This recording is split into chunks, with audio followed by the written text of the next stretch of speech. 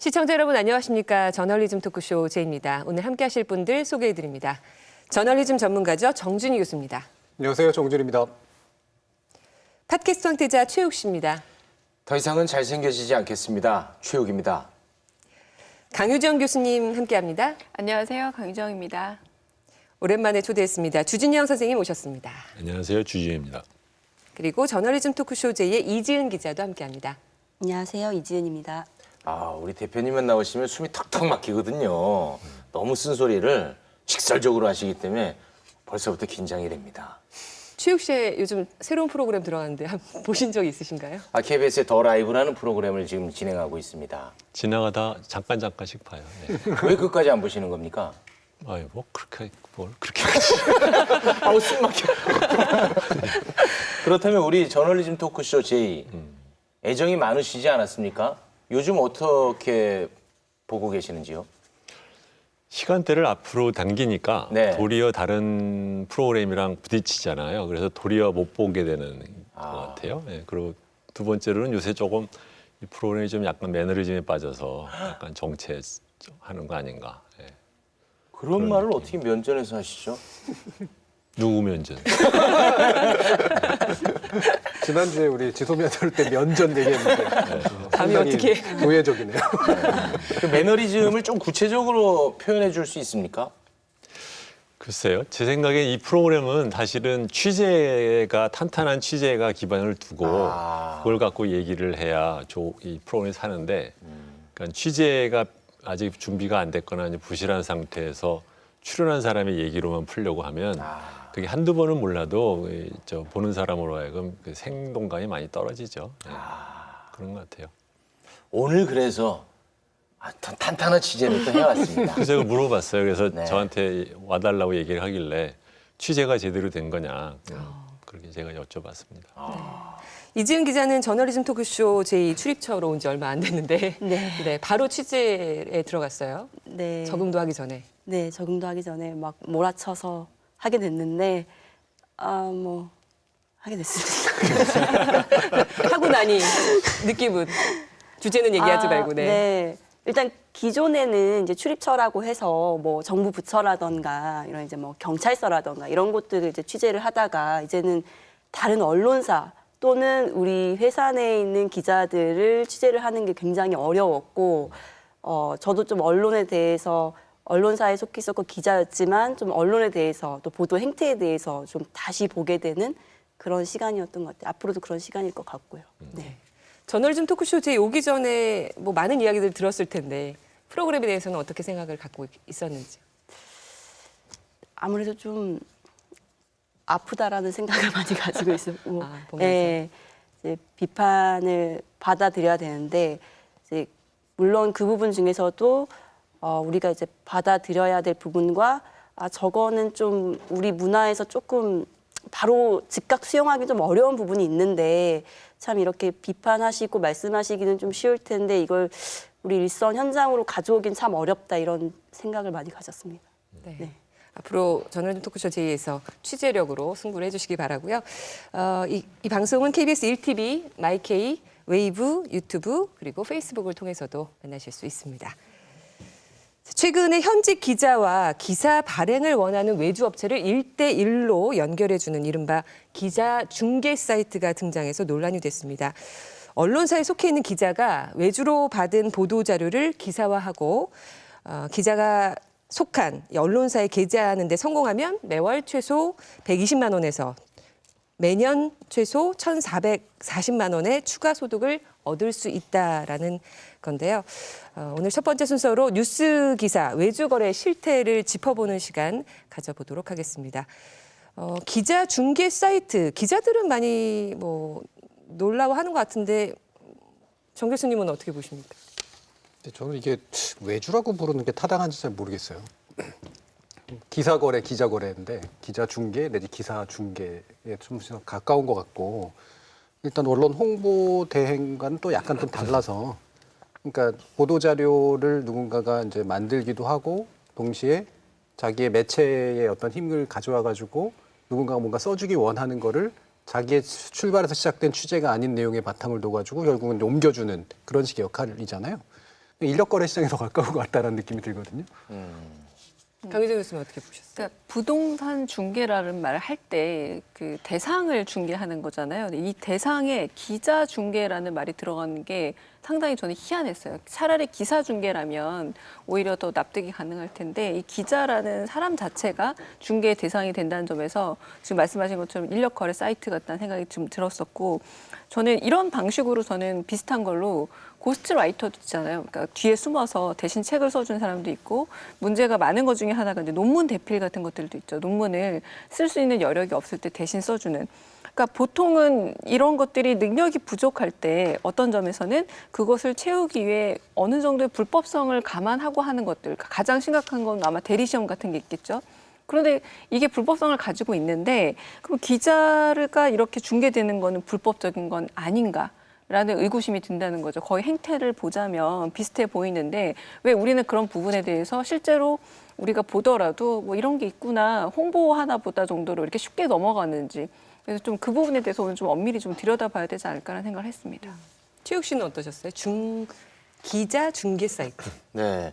이게 그 실제로 홈페이지가 존재하더라고요. 물론 이제 지금은 들어갈 수가 없는데 홈페이지 첫 화면이 아주 재밌고 아주 솔직합니다.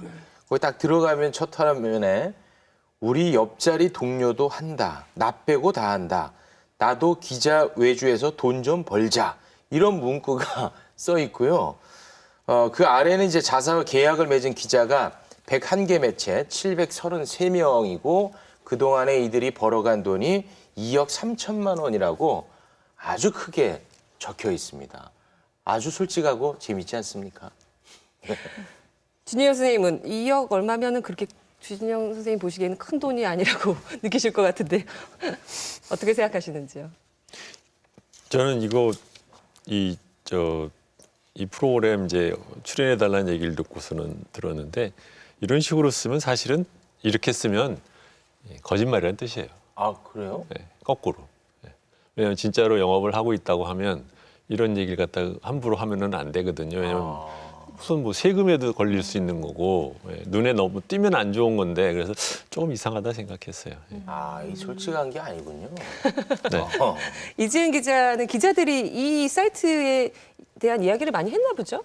네, 이 해당 사이트 등장 기자들 사이에서도 꽤 화제가 됐었는데요. 제가 주변 기자들에게 반응을 물어봤는데 한 방송사의 5년차 기자는 이런 사이트가 등장했다는 게 좀 너무 씁쓸하다. 기사를 거래를 한다라는 게 좀 충격적이다.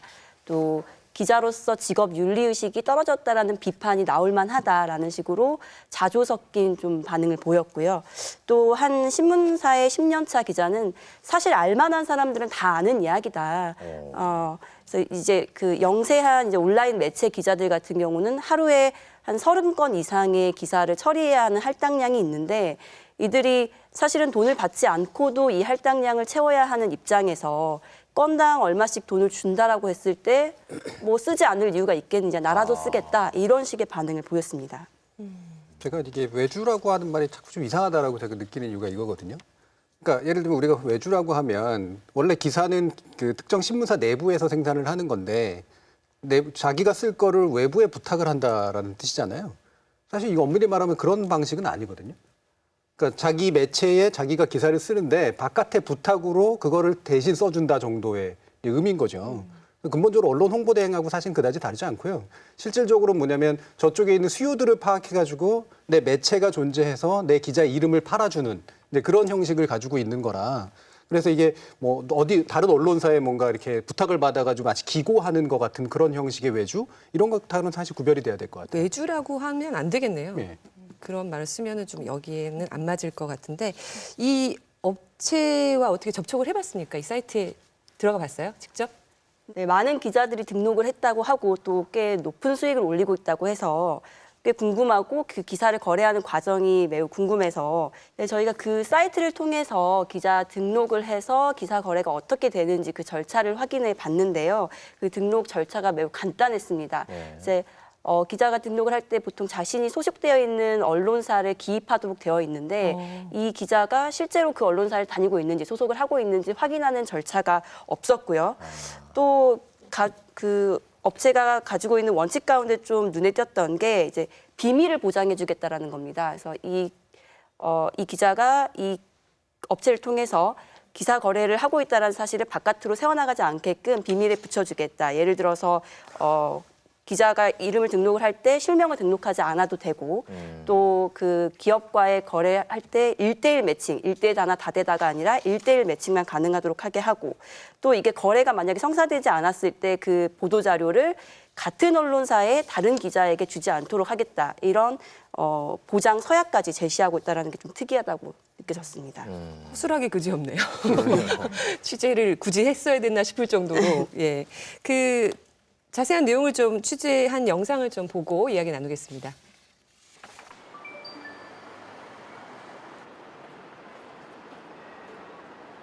들어와 있는 기업들 중에 업체 이름이 라는 곳이 있어요.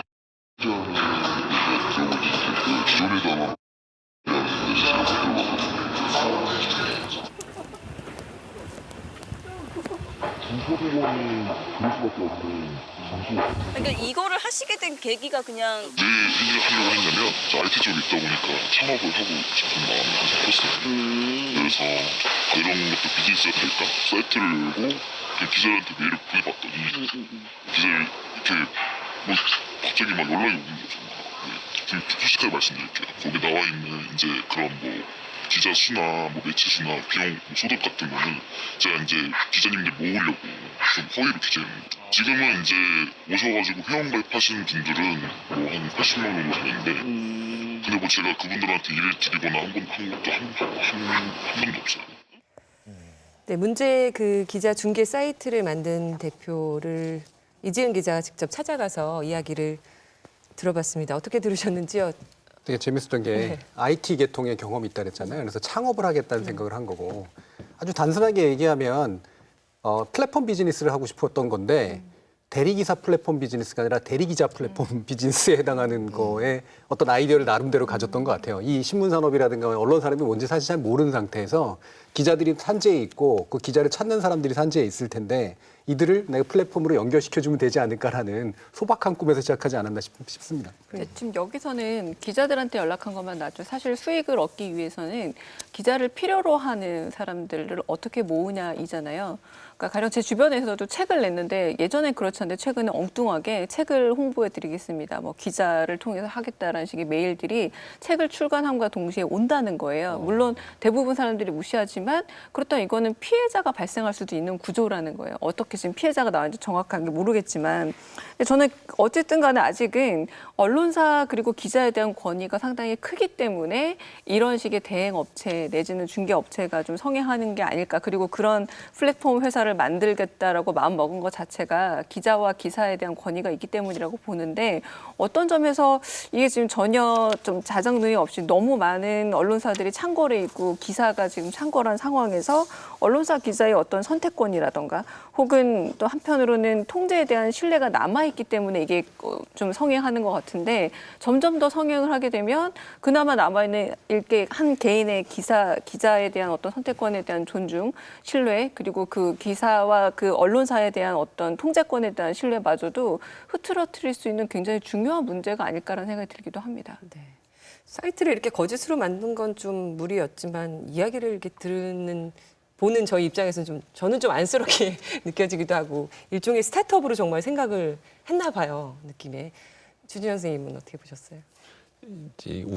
이게 이제 웃기는 소국이라고 봐야 되는지 아니면은 사회가 얼마나 썩은 걸 보여주는 일종의 풍자극이라고 봐야 되는지 모르겠는데 언론 홍보라는 것이 우리나라가 뜬금없는 기업 뭐 창업자 뭐 인터뷰를 한다든가 뭐 별의별 이상한 기사들 많잖아요. 이거 다 뒤에는 언론 홍보 업체가 있는 겁니다. 근데 언론 홍보 업체의 중요한 그 핵심은 뭐냐면 은밀성 또는 익명성이에요. 누가 하는지를 몰라야 이것이 의미가 있지. 근데 기자가 누군지도 모르는 사람한테 내 소속은 밝히는데 익명은 보장해 준다라고 하는 걸 믿고 만약에 등록을 했다면 그건 사실 기자 자격도 없는 사람이에요. 그러니까 나중에 그 사람이 그걸 이용을 해서 이 사람을 협박할 수도 있는데 보면서 이 사람은 좀 무슨 생각을 하고 이런 짓을 했나 싶어요. 제가 소박한 꿈이라고 얘기를 한 게 언론 산업을 잘 이해 못한다라는 측면도 좀 있는 것 같고요. 이게 이제 두 가지 정도의 의미가 있는 것 같아요. 하나는 실제로 언론이 그렇게 미쳤구나. 마치 대리기사 그렇죠. 그러니까 본업이 있는데 짜투리 시간을 활용해가지고 기사를 써주면 그게 이제 용돈 벌이라도 좀 되는 정도의 사람으로 본 거고 언론이라고 하는 거를 이분이. 그다음에 또한 사실은 거기에 혹했던 기자가 있다면 자신의 기자로서의 직무라고 하는 것이 시간 잘라가지고 대신 기사를 써주는 그런 일들로 해가지고 전체 보수를 키우는 방식으로 내 직업이다라고 생각하는 사람들이 만약에 일부 있었다면 그런 식으로 우리 언론 산업이 인식되고 있다는 걸 보여주는 어떤 상징 같은 차라리 그런 면에서는 KBS가 돈을 들여가지고 이 사이트를 만들어서 기자들로 하여금 등록을 갖다 시키게 유혹을 해가지고 그걸 공익 제보를 하는 방법도 좋을 것 같아요. 오, 역시. 수사에 가까운 거 아니에요? 아니 근데 언론 홍보사에 우리 저번에 옛날에도 나왔잖아요. 여기도 한번 하지 않았나요? 장충기 씨 문자. 네. 에 이제 나오는 거지만 거기에 보면은 왜 조선일보의 그 송희영 씨인가가 연결됐던 것들. 예. 네. 거기에 연결됐던 그 언론 홍보 대행사 사장 있었잖아요. 박수환 대표. 박무라는 분. 네. 그게 다 이런 거 하는 거거든요. 예. 근데 그거의 특징은 소위 말하면 서로가 기본적으로는 불법을 저지르고 있기 때문에 서로가 서로를 폭로하지 않을 거라는 전제 하에서 신뢰 하에서 하는 비즈니스란 말이에요. 그러니까 다 알지만 안 드러나는 이유는 서로가 서로를 덮어주기로 했기 때문에. 근데 이거를 이렇게 한다는 것은 그건 아까 말씀하신 것처럼 언론의 생리를 모르는 거죠. 이지은 기자, 이 사이트 바로 없어졌을 것 같은데요. 네, 인터뷰 직후에 홈페이지를 폐쇄를 했고요. 아마도 이제 대표님 말씀하신 것처럼 본인이 홈페이지에 기자 등록 수라던가 수익에 대해서 현황을 올렸던 게 이제 허위로 기재해 놓았기 때문에 그게 이제 뭐 허위 과장 광고라던가 나중에 뭐 법적 사회적 문제가 될 거를 우려해서 미리 차단 조치를 했던 것으로 보여집니다. 아, 그러니까 인터뷰 때문에 이거 폐쇄한 거예요? 네, 인터뷰 때 바로 폐쇄를 하겠다고 저에게 말을 했고, 네, 이분 제가 만났을 때 20대의 젊은 남자. 너무 약자를 건드리신 거 아니에요? 네. 저희도 사실은 굉장히 뭐 이렇게 억대 수익을 올리고 있다고 하니까 굉장한 뭐 창업가나 기업가인가 하고 만났는데 사실 20대 젊은 남자분이 정말 말 그대로 창업의 꿈을 안고 그 기존에 이제 쇼핑몰이라든가 이런 것들 여러 가지를 해왔던 분이시더라고요. 그래서 그런 수준의 어떤 사업이라고 생각을 하고 시작을 하셨는데 이렇게 기자가 직접 찾아오니 이게 정말 내가 큰 실수를 했구나라고 생각을 해서 바로 차단 조치를 했다고 저희가 그렇게 말했습니다. 현재 뭐 언론 수준이나 기자 수준을 그래서 이제 네. 이게 소국이라고 할 수도 있지만 풍자극일 수도 네, 있다는 네, 거죠. 네, 네. 그러니까 언론 자체가 일종의 잘 만들어진 홍보사처럼 여겨졌던 거잖아요. 그리고 그래도 된다. 왜냐하면 우리가 지난번에도 다뤘지만 워낙에 많은 기사가 광고성 기사인지 기사성 광고인지 분간이 안 가는 것들이 많다 보니 어쩌면 저분은 순진하게 이래도 되나 보다. 이게 언론의 기능 중 하나인가 보다라고 생각할 수 있지 않았을까 싶기도 합니다. 유럽 언론사에서도 다 그렇게 하니까. 그러니까요. 네, 네. 네. 다라고 얘기하면 또 안 되겠군요. 언론 홍보 대행사의 실태를 좀 들여다보는 게 더 좋은 관점일 것 같습니다. 교수님, 어느 정도나 지금 언론 홍보 대행사가 많은지 궁금해지는데요. 그러니까 이제 방금과 같은 케이스는 나름대로 이제 꿈을 꾸고 이제 벤처 사업을 시작한 거지만 사실은 좌초한 이제 그런 케이스고요. 근데 실제로 흥행하고 있는 사례들은 굉장히 많거든요. 검색해 보면 뻔히 드러나는 이른바 파워링크라고 불리우는 그 자체도 물론 광고이긴 합니다만, 그래서 언론 홍보라고 어떤 언론 홍보 대행이라고 이제 키워드를 입력을 하면 포털에서 걸리는 게 약 100여 개 정도, 한 네이버만 해도 96개의 파워링크 사이트가 걸리는 것으로 나와요. 즉, 이 언론 홍보 대행이라고 하는 사업은 이미 상당히 안착된 산업이고 그 보도 자료를 작성해서 신문사나 언론사들에게 연결시켜주는 그런 일들이 일반적인 광고 대행과 유사한 그런 사업으로 이미 정리되어 있다라는 걸 볼 수가 있는 거죠. 그럼 언론 홍보 대행사랑 언론사랑 계약을 체결해서 하나요? 그렇죠. 이제 대행사라고 하는 건 원래는 이제 매체 공간 또는 노출 기회를 이제 팔고 싶은 거고, 근데 그거를 또 구매하고 싶은 광고주라든가 홍보주가 있는 거죠. 근데 그거를 연결시켜 주는 게 보통 대행사의 역할이거든요. 근데 여기서의 언론 홍보 대행이라고 하는 건 사실 그거보다 좀 더 들어가서 사실 이제 보도 자료의 작성부터 가르쳐 주고 그 보도 자료를 이제 웬만하면 잘 퍼블리시가 가능하도록, 그러니까 그 출간이 가능하도록 연결시켜 주는 적극적인 작업까지 포함하는 거죠. 이 대행사랑 언론사랑 뭐 유착이 있거나 그런 건 아닌 거죠? 그건 들여다봐야지 알죠. 아, 들여다봐야 되는 거.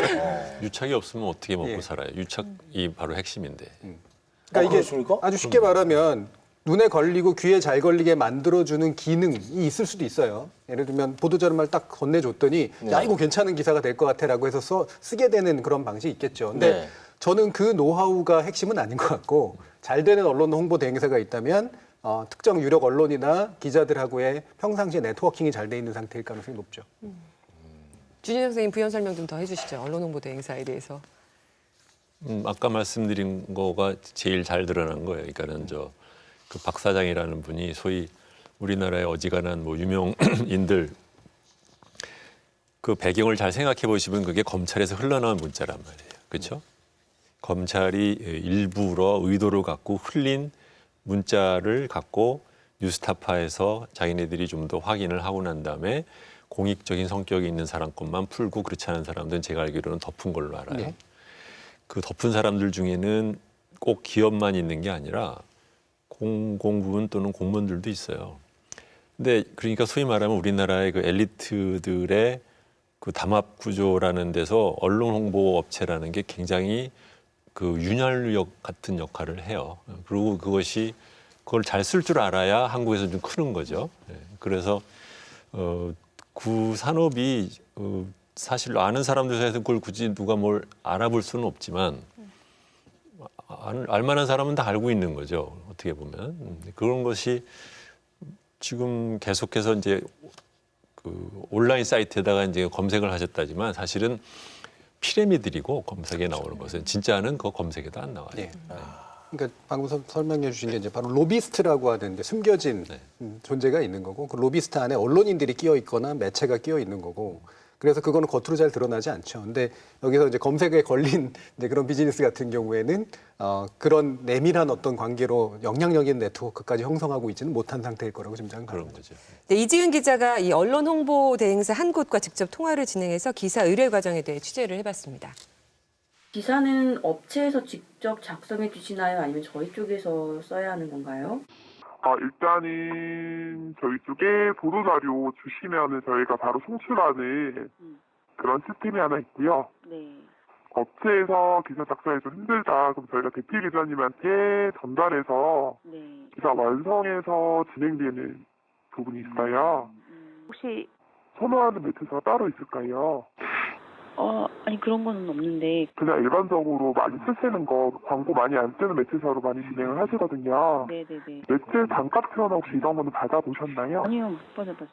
네, 이쪽으로 제가 언론사랑 단가표 전달드리고요. 네. 그거 확인하셔가지고 송출 일정 알려주시면 저희가 맞춰서 진행해 드리는데요. 이지은 기자가 이 언론 홍보 대행사와 통화한 후에 실제로 기사 의뢰에 대한 안내 메일을 받았다고요. 네, 이제 통화 직후에 이제 이메일을 통해서 각종 그 언론사별 기사 거래 단가표하고 또 보도자료 작성 예시 그리고 대필 요청 방법 이런 안내 이메일을 보내왔는데요. 그 내용을 보니까 이 업체는 모두 53개의 언론사와 제휴를 맺고 있었고 이 가운데는 이제 주요 일간지라고 하는 우리가 소위 이제 메이저 언론사라고 부르는 그런 일간지 언론사들도 있었고요. 기사 가격은 한 건당 6만 원에서 34만 원으로 다양했는데 주로 이제 언론사의 규모라던가 인지도라던가 또 이제 포털사에 이 언론사의 기사가 노출이 되는지 여부 등이 좀 이 가격을 결정짓는 요인으로 보여졌습니다. 네, 자세하게 응대를 해주는 거 보니까 이건 불법은 아닌 거잖아요. 그렇죠? 그냥 하나의 사업인 거죠. 송출을 해준다는 것뿐이지 기사가 게재가 된다는 거를 개런티하는 건 아닌 거죠. 실제 그걸 개런티합니다. 개런티를 하는데 네, 요거 보증. 30만 원을 받아요? 네, 그렇게 보증. 싸네. 만약에 KBS라는 데에다가 근데 뭐 하게 이건 해주겠다. 단가이기 때문에 또 어떤 식으로 거래는 또 어떤 식으로 오가는지 모르는 거죠. 이건 하나의 이제 참고 자료. 예를 들면 여기 보여주는. 방송 보면 뭐 조선일보가 30만 원이다. 조선일보 기사 나가는데 30만 원으로 개런티면 엄청 싼 거잖아요. 근데 이게 정말로 조선일보인지 아니면 조선일보도 굉장히 다양한 지면들이 있잖아요. 그래서 굉장히 다양한 지면들이 있어서 아마 어떤 것인지는 정확하게 좀 일부러 명기 안 한 부분도 있을 것 같고 지금 지면 신문만 거의 다뤘지만 엄밀히 말하면 저는 방송 보도도 어느 정도 영향이 있을 거라고 봐요. 물론 뉴스는 아니겠지만 여러 방식에서 보면은 아주 공교롭게도 홍보성을 굉장히 진하게 띈 이런 것들도 있어서 굉장히 넓게 퍼져 있지 않을까 싶긴 한데 결국은 이게 광고형 기사나 기사형 광고의 단가를 본 것 같다는 생각도 얼핏 들기도 합니다. 물론 메인 그 일간 신문에 실린다 훨씬 더 가격이 또 올라갈 수 있긴 하겠습니다만 문제는 이게 보는 사람도 그렇고 지금 일하시는 분들도 그렇고 전혀 아무 문제 없다고 생각하실 듯해요.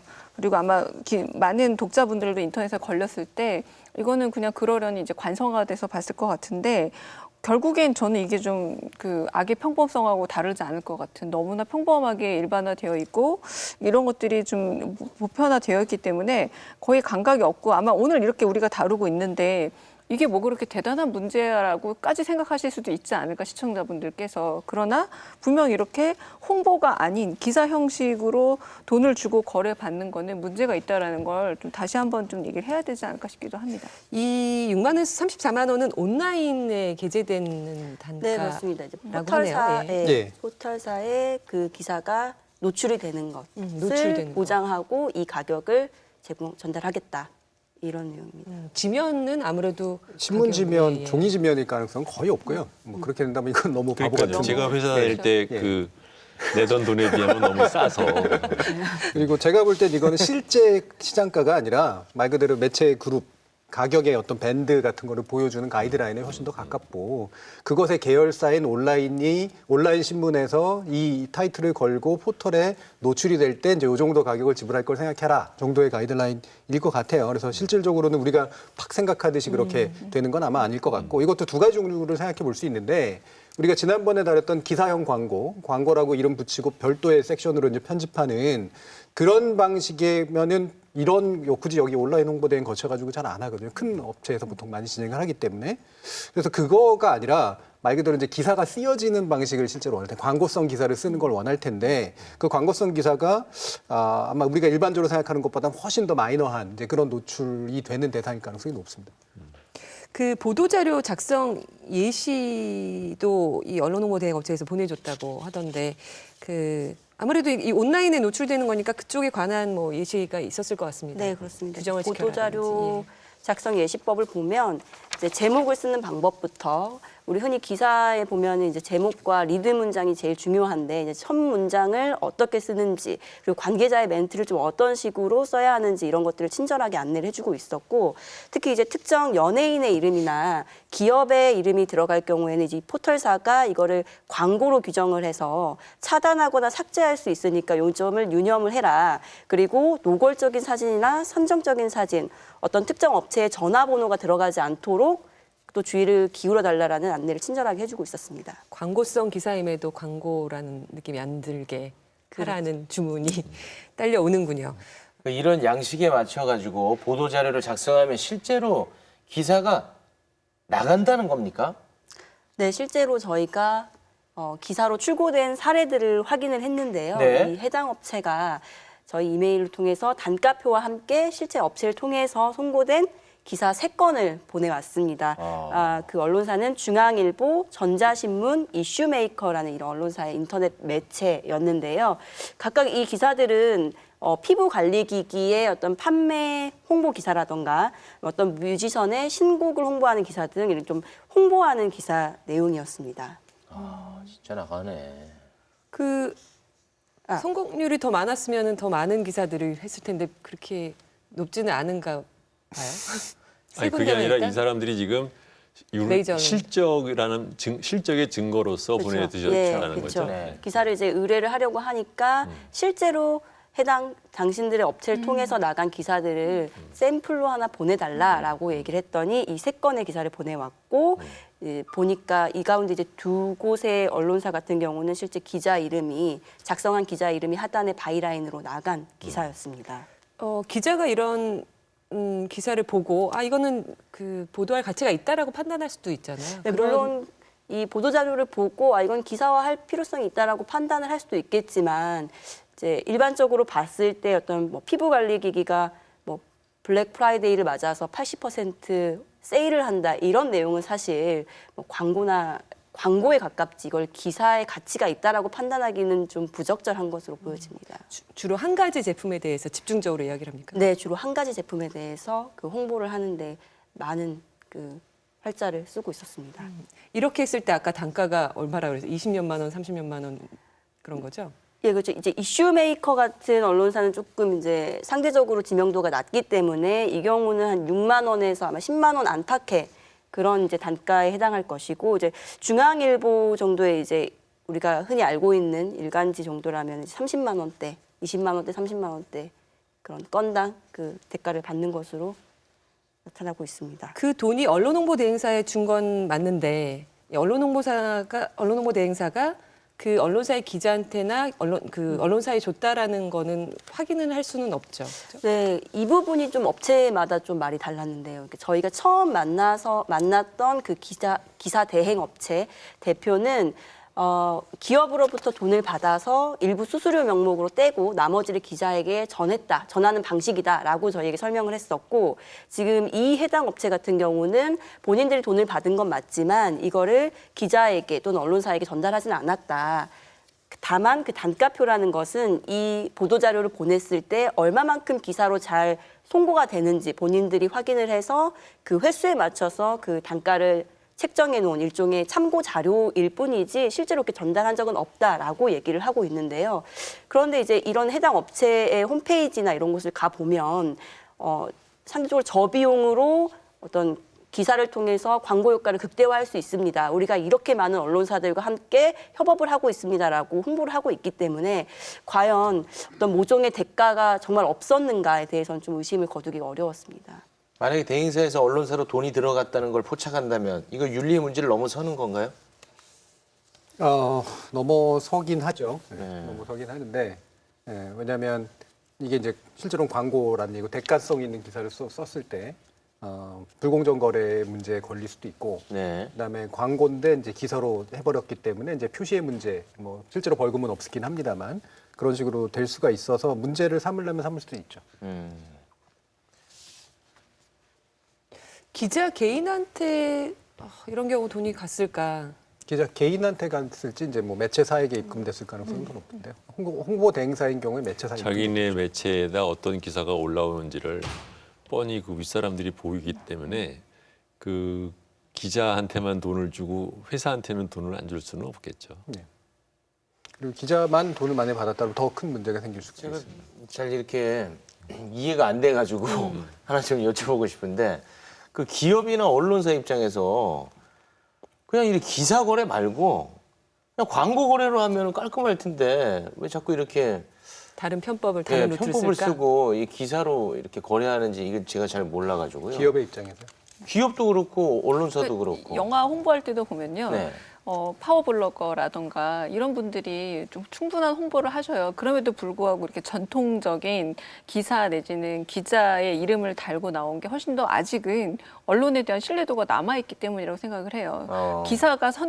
기자가 내가 이 영화를 선택해서 나는 이 영화에 대해서 글을 쓰겠다라고 하는 것과 어떻게 보거나 비전문가이고 아마추어인 글 쓰는 사람이 쓰는 것과는 권위의 차이가 생기는 거죠. 그래서 그 어떤 신문사를 통해서 출고가 됐다라는 것 자체가 기자가 선택을 했지만 데스킹을 통해서 어떤 점에서 통제를 넘어서서 어느 정도 이 영화 혹은 이 상품에, 제 영화로 예를 들면 영화나 상품에 대해서 권위를 입증해 준다라는 효과가 발생하기 때문에 여전히 그쪽의 선호도가 높은 거죠. 그럼 광고보다 기사가 효과가 높으니까 기업체 입장에서는 유리할 테고 언론사는 그러면 왜 그런 겁니까? 대가를 받아. 수익이 상출이 되니까. 아니 광고가 더 비싼 거 아닙니까? 광고는 그러니까 네. 광고하고 홍보를 약간 좀 구분하실 필요가 있는데요. 네. 광고는 직접적으로 판매되는 상품이나 서비스에 관련된 거예요. 우리가 보통 두 가지를 헷갈려서 얘기를 하는데, 그래서 그거는 광고, 그러니까 이른바 상업적 메시지라고 분류가 되는 거예요. 상업적으로 이 상품과 서비스를 팔겠다라고 하는 방식으로 특정하게 만들어진 형태고요. 그건 기사 형식을 안 갖죠. 그다음에 프로그램 형식도 아니죠. 예를 들면 TV 같은 경우에는 중간에 하는 광고라든가 스팟 광고 같은 그런 광고만의 형식을 가지고 있는데, 네. 기사가 된다라고 하는 건 광고가 아니라 기사의 형태를 띠잖아요. 예를 들면 뉴스가 된다거나 시사가 된다거나 아니면 신문 기사가 된다는 거거든요. 그랬을 때 그것이 가지는 이제 긍정적 부여 효과가 굉장히 커요. 그러니까 홍보라고 하는 건 원래 긍정적인 메시지를 만들어서 그 긍정적인 메시지가 긍정적인 방식으로 노출되도록 하는데, 그게 광고로 노출이 되면 실제로는 그것 자체의 단가는 굉장히 세지만 그 광고나 그 광고의 대상이 될 수 있는 상품이나 서비스 종류는 훨씬 적어요. 근데 예를 들면은 뭐 이런 총수의 동정이라든가 아니면 기업의 이미지라든가 뭐 특정한 종류의 정보라든가 이런 것들은 광고성 메시지로 만들기가 안 좋은 것들이기 때문에 기사를 통해서 노출이 되면 훨씬 더 편리하고 자잘한 돈이라도 벌기가 훨씬 더 좋은 거죠. 그러니까. 좋은 질문 하셨는데 그 기사가 기사로 안 끝나요. 사실은 그 광고를 파는 데로 쓰여요. 네. 이 기사를 실어주는 값으로 우리 신문에 광고를 해라. 사실상 패키지네요. 그럴 거죠. 그러니까 광고는 이해 당사자가 내 상품을 판단 이미지가 강하다면 기사화되는 순간 기자는 일단은 객관적 매개자 역할을 하잖아요. 그러니까 이 상품과 직접적인 혹은 이 어떤 상황과 직접적 매개 혹은 이해관계가 없다라는 게 전제가 있기 때문에 기사화되는 순간 이거는 그래도 어느 정도 객관적인 판단을 거친 어떤 기사구나라는 게 대단한 권위를 갖게 되는 거고 저는 최근에 방송에서도 보면은 어떤 의학 제품 같은 것들을 광고할 때는 좀 무시하게 된단 말이에요. 그런데 어떤 콘텐츠로 잘 다뤄져서 전문가들이 말이 얹어지고 나서 그 광고를 다시 한번 접하게 되면 그때는 권위 있는 광고처럼 여겨지는 것처럼 이 기사와 기자 그리고 언론사라는 권위가 없다면 애당초 이건 불가능한 어떤 시스템이 아닐까라는 생각이 듭니다. 그러니까 언론사 입장으로 보면 세 가지 종류의 이익이 있다고 볼 수가 있는데 일단은 영세한 언론사들은 더더욱이나 그런데 기사를 다 못 써요. 자기네 언론사가. 근데 이게 홍보성 기사로 돈까지 준다라고 해서 들어오면 자기 지면을 채우는 데 굉장히 도움이 되는 그런 측면들이 분명히 있습니다. 네. 그리고 이제 왜냐면 어쨌든 건으로 대가가 일어나고 말씀하신 것처럼 장기적으로는 광고까지 수주할 수 있는 관계를 수립할 수 있는 일종의 전 단계라고 볼 수가 있기 때문에 언론으로서도 충분히 이득이 생기는 거죠. 준현 선생님 기업 계실 때 돈 많이 내셨어요? 야, 질문. 이 정도 단가는 이거는 뭐 돈도 아니에요. 많이 내죠. 기업들이 많이 내죠. 최소 네. 아니, 제가 다녔던 데는 이제 금융회사고 큰 데니까 네. 몇백억씩 쓰죠, 1년에. 정당한 계약을 통해서 내는 거죠, 그거는. 아니면은 뭐, 그냥 계약서나 이런 거 없이 뭐 영업 비밀입니까? 이런저런 이유로 굉장히 많이 나가고 또 광고로 또 나가는 거 있고 뭐 협찬으로 나가는 거 있고 어떤 종류는 굉장히 다양하게 있어요. 기자들이 직접 달라고 대표님한테는 안 그러겠지만 그렇죠. 예, 밑에, 홍보팀 네, 통해서 통해서. 이제 하거나 아니면 이제 그 뭐 홍보 담당 임원을 통해서 하거나 이제 그렇게 하는 거죠. 아주 뭐 당당한 지출이라고 보기에는 조금 애매한 경계에 있네요. 네. 공수 너무 지어서 많은 매체들이 달라고 그래서 문제였습니까? 아니면 그렇죠. 그러니까 이제 보통은 표를 만들어서 1년에 우리가 세우는 그런 광고 홍보비가 있으면 그중에 각 매체별로 어느 정도씩을 할당을 해놓고 그 한도 내에서 예산 안에서 연간 쓰겠다라는 계획부터가 이제 올라오죠. 요즘 그런 걸 다 네. 하금 수용할 수밖에 없는 상황인가 보군요. 기업체 입장에서는. 뭐 인터넷 매체라고 안 하고 뭐 이럴 수는 없을 거 아니에요, 그렇죠? 뭐 이렇게 제외시켜 그것도 이제 버리면 뭐 경영진에 따라서 달라요. 어떤 경영진은 이제 그런 것을 그 넓은 데로 퍼지는 걸 좋아하는 사람도 있고 어떤 사람은 그런 걸 좀 이제 그 좁은 데 집중해서 하려고 하는 사람들. 제 경우는 되도록이면 그 매체를 집중을 하자. 여기저기 하지 말고. 근데 그랬을 때 거기에 대한 홍보팀의 이제 그 일종의 그 애로는 뭐냐면 효과만으로 생각하면 메이저 언론에만 하는 것이 더 효과가 있다는 걸 자기네들이 몰라서 그러는 게 아니라 그렇게 하면 나머지 언론사들이 이제 우리 회사를 비난하는 기사를 쓸 때 골치 아프다. 그렇기 때문에 이렇게 나눠서 주는 거다. 이제 그런 얘기를 하는 거죠. 인터넷 매체들이 엄청나게 늘었잖아요. 예. 좀 이제 가장 근본적인 이유는 이런 거죠. 그러니까 사실은 원래는 물밑에서 예를 들어 약간 합법의 어떤 외피를 쓰고 행동하는 경우도 있고 아니면 물밑에서 이제 네트워크를 통해서 실제로는 어둠의 시장 거래가 이루어지는 그런 것들이 일반적인 형태였다면 지금은 이런 식으로 온라인 홍보 대행 업체까지 만들어지는 이유는 수요가 있다는 거거든요. 근데 인터넷 신문사 자체가 현재 8,866개예요. 등록된 것만 해도. 종이 신문으로 등록된 게 수백 종이 일단 우리가 아는 것으로 대충 쳐도 그렇고요. 근데 이렇게 등록된 약 9천여 개의 그 인터넷 신문 중에 매출액이 연간 매출이 1억이 안 되는 게 또 한 90%, 80%, 90% 정도입니다. 엄청나게 영세한 그런 업체들이라는 거죠. 근데 이 등록을 유지하려면 두 가지 조건이 충족이 돼야 돼요. 하나는 적어도 일주일 단위로 업데이트가 일어나야 된다. 그러니까 정기성이 있어야 된다는 거고요. 그다음에 업데이트가 될 때 업데이트되는 기사의 내용의 약 30% 이상은 스스로가 생산해야 된다. 그러니까 연합뉴스라든가 이런 데서 가져오는 게 아니라 스스로 취재해가지고 생산한 내용이어야 된다는 건데 실제로는 사실은 사장 말고 기자가 몇 명 없는 경우들이 상당수거든요. 이들이 이제 아무리 기사를 써댄다라고 하더라도 이 요건을 충족시키기가 상당히 어렵기 때문에 돈도 생기고 기사도 사실은 기사의 거리도 제공이 되는 이 대행업체의 행동들이 자기들한테는 꽤 도움이 되는 것으로 받아들여지는 거죠. 그리고 이제 큰 기업에서는 그 보도 자료를 이제 어떻게 하냐면 홍보팀에 이제 이런 뭐 글 쓰는 전문들이 있어요. 이 사람들이 이제 보도 자료를 만들어 오고 이제 경영진한테 올리면 경영진이 마음에 안 들면 저도 몇 번 고치고 그랬었는데 그러면은 그거를 이제 팩스로 쭉 보내거든요. 뿌리기까지는 하지만 그것이 보도가 되려고 만들려고 하면 그럼 이제 추가적인 노력이 필요한 거잖아요. 그런데 작은 기업은 평시에 보도 자료를 만들 수 있는 인력 자체를 안 갖고 있고 그렇기 때문에 어떻게 써야 될지도 모르고 누구한테 얘기를 해야 되는지도 모르고 그렇기 때문에 중개업체가 필요한 거예요. 그걸 또 악용해야 된다고 그럴까요? 그 기자 개인이 홍보 대행 업자를 자처하고 나서는 경우도 있다고 들었는데 그 부분을 좀 취재했다고요? 네, 그 인터넷의 재능 공유 사이트에 들어가 보면 본인이 이제 현직 기자라고 홍보를 하면서 본인에게 기사를 의뢰하면 곧장 그 인터넷 매체를 통해서 보도를 할 수가 있고 그 기사를 통해서 홍보 효과를 누릴 수 있다 이런 식으로 이제 소개를 하는 기자들이 있는데요. 실제로 그 인터넷 매체 4군데에 소속이 돼서 최근까지도 기사를 생산하고 있는 한 현직 기자가 있었고요. 또 한 인터넷 기자는 이제 본인이 사용하는 메일 주소를 한번 확인을 해보니까 홍보 대행사의 대표 메일 주소와 같은 것으로 확인된 경우도 있었습니다. 그래서 확인을 해보니 이 대표가 곧 그 인터넷 매체 기자로서 활동을 하면서 이 홍보 대행사를 운영하면서 같이 그 기사를 발주해오고 본인이 생산해서 보도하고 이런 것들을 한꺼번에 하고 있는 것으로 드러났습니다. 그 일단 인터넷 언론사든 뭐 기존 기성 언론사든 속해 있는 기자는 맞습니까? 네, 속해 있는 프리랜서 것은 기자들이 맞습니다. 아니고 그 소속 고용의 기자들? 형태까지는 저희가 확인을 못했지만 그 언론사의 기자라는 이름을 걸고 기사를 계속해서 최근까지도 생산하고 있는 것으로 봐서는 그 언론사에 속해 있는 것으로 보여집니다. 회사에서 뭐 저기가 없나 보죠?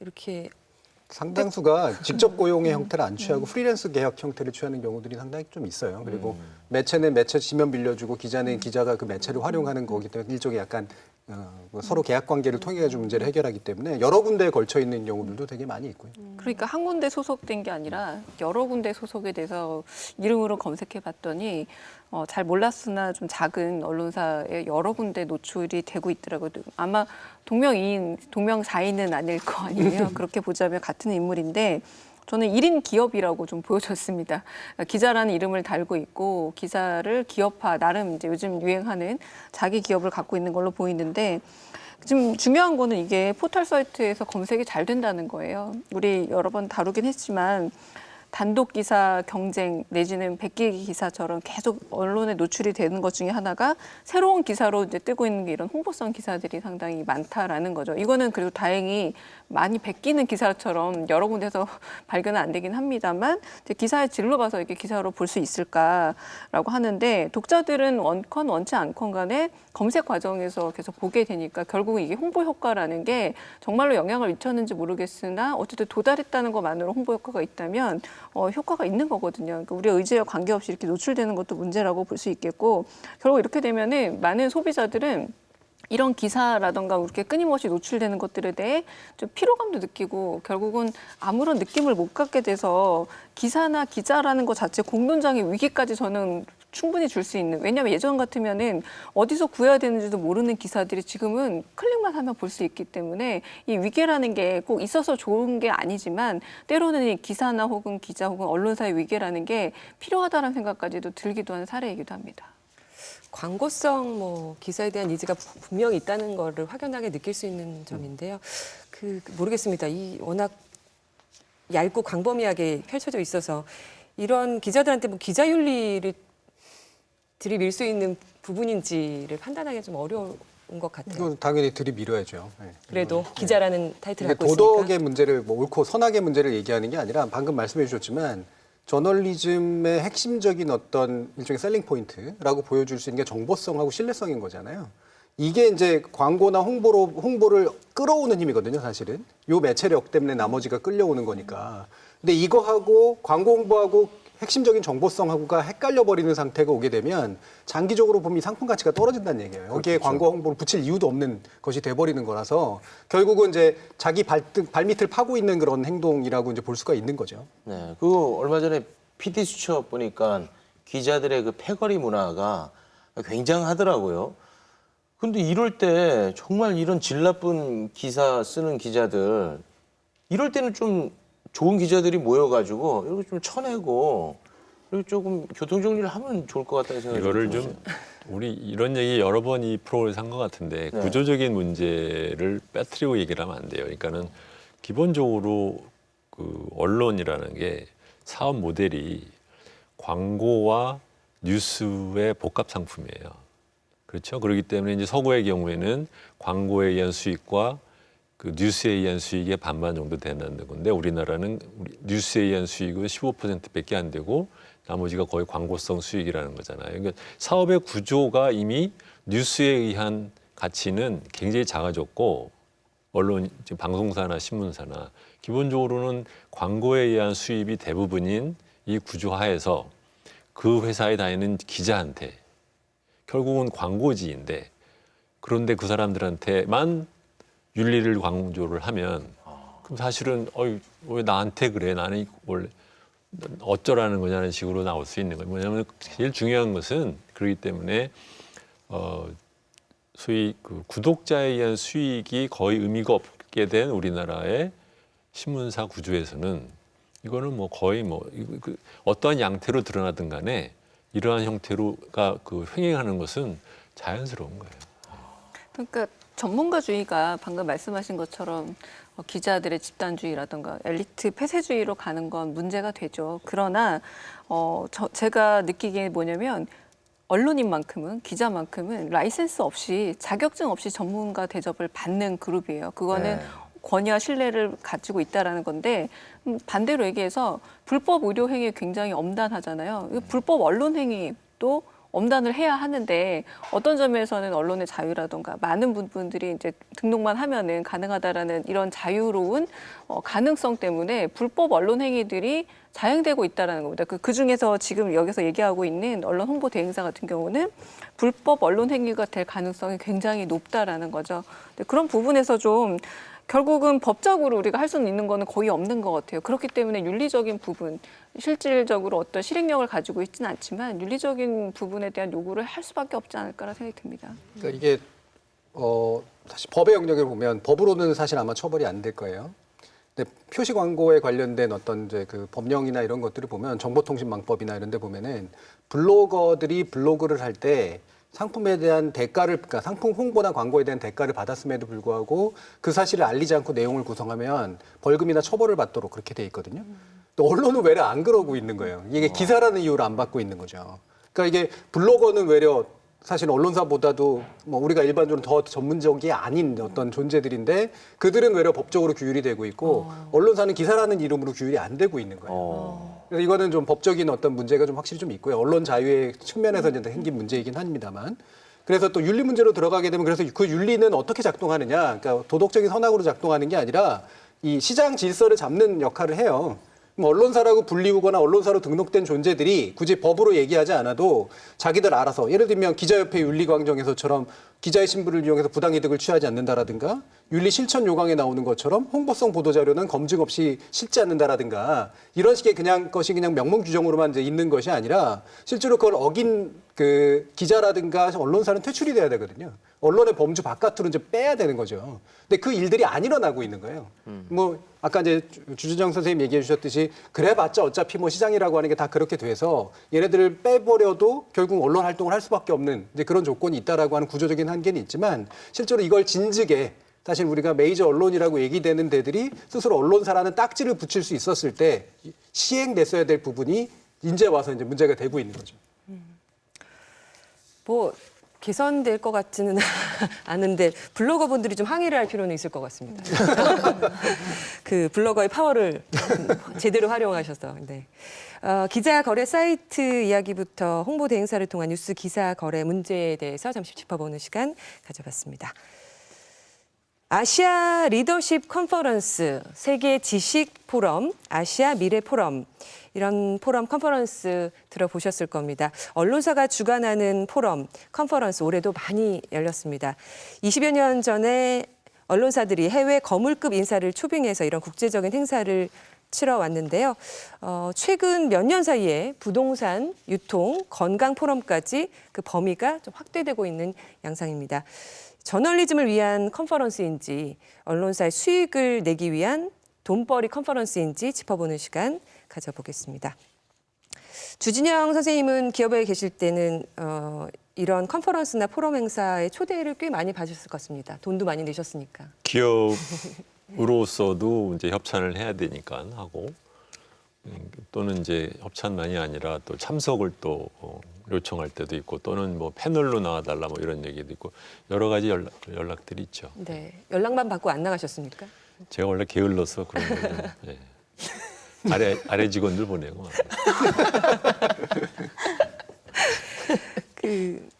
이지은 기자가 이 포럼이나 컨퍼런스 언론사가 주관하는 이런 행사 최근 몇 년 사이 기승을 더욱 부리고 있어서 좀 실태를 현황을 조사해봤다고 들었습니다. 네, 저희 제작진이 신문사가 주관하는 포럼, 컨퍼런스, 세미나 등의 이름으로 행사가 얼마나 열리는지 이제 10대 일간지하고 10대 경제지가 올해 토론형 행사를 열었던 것들에 대한 전수 조사를 해봤는데요. 각 사회 홈페이지 공지사항에 올라와 있는 행사 소식과 또 포럼, 컨퍼런스, 세미나 등의 키워드로 검색을 해봤습니다. 그 결과 조사 대상인 20개 언론사가 지난 1월부터 올해 11월 말까지 주최 또는 주관한 행사가 193건으로 한 달 평균 약 18건의 토론형 행사가 열렸는데요. 이 가운데 경제지가 개최한 행사가 126건으로 일간지의 2배 가까이 많았습니다. 일간지와 경제지 통틀어서 토론형 행사를 가장 많이 개최한 언론사는 머니투데이였는데요. 머니투데이는 자사 계열사인 자본시장 전문 매체 더베를 포함해 총 31건의 행사를 개최했고 한국경제가 25건, 매일경제가 18건이었습니다. 이번 조사는 이제 방송사나 통신사 등 그런 계열사에서 주최한 행사는 제외를 했기 때문에 실제 전체 언론사가 주최한 이런 세미나, 포럼, 컨퍼런스는 아마 이보다 더 많을 것으로 추산됩니다. 근데 그 언론사가 이 토론형 행사를 주최하는 게 뭐 나쁜 겁니까? 좋은 거죠. 네, 근데 왜 네. 이렇게 뭐 또 마치 나쁜 거 한 것처럼 이렇게 또 접근하시는 거예요? 너무 많아져서 왜 이렇게 많아졌나를 알아보고 싶은 거죠. 아니, 뭐 필요하면 많아지고 하는 거죠. 원래 컨퍼런스를 언론사가 하면 좋은 이유가 네. 핵심은 의제 설정 기능이거든요. 큼지막한 의제를 탁 던져서 뭐 다보스 포럼이나 이런 것처럼 네. 던져가지고 사회를 주도하는 힘을 보이는 거 이런 게 일단 한 가지 있고 또 한 가지는 그 과정에서 이제 지적 인적 네트워크를 만들 수가 있어요. 그게 이제 지식이 계속 쌓이는 거죠. 그래서 언론이라고 하는 건 사실은 외부 필진이라든가 이런 것들하고 늘 연계성을 가져야 되기 때문에 이 날리지 베이스, 지식 베이스라고 하는 걸 짜는 건 굉장히 중요합니다. 네. 그 과정에 이제 세 번째로 오는 이득이 이제 그러면서 개최하면서 생기는 뭐 참갑이라든가 뭐 이런 것들이 있어서 돈 쓰면서 하기보다는 웬만하면 돈도 벌고 싶은 거 이게 이제 결합이 돼 있는 건데 네. 이게 뒤집힌 거예요. 무슨 말이냐면 경제적 이득을 얻고자 하는 게 가장 먼저 위로 올라오게 된 거죠. 그리고 나머지 예를 들어 의제 설정이나 네트워킹은 그 후순위로 밀리면서 실질적으로는 서로 돈 벌기 위해서 컨퍼런스를 경쟁적으로 여는 상황 이게 이제 만들어진 겁니다.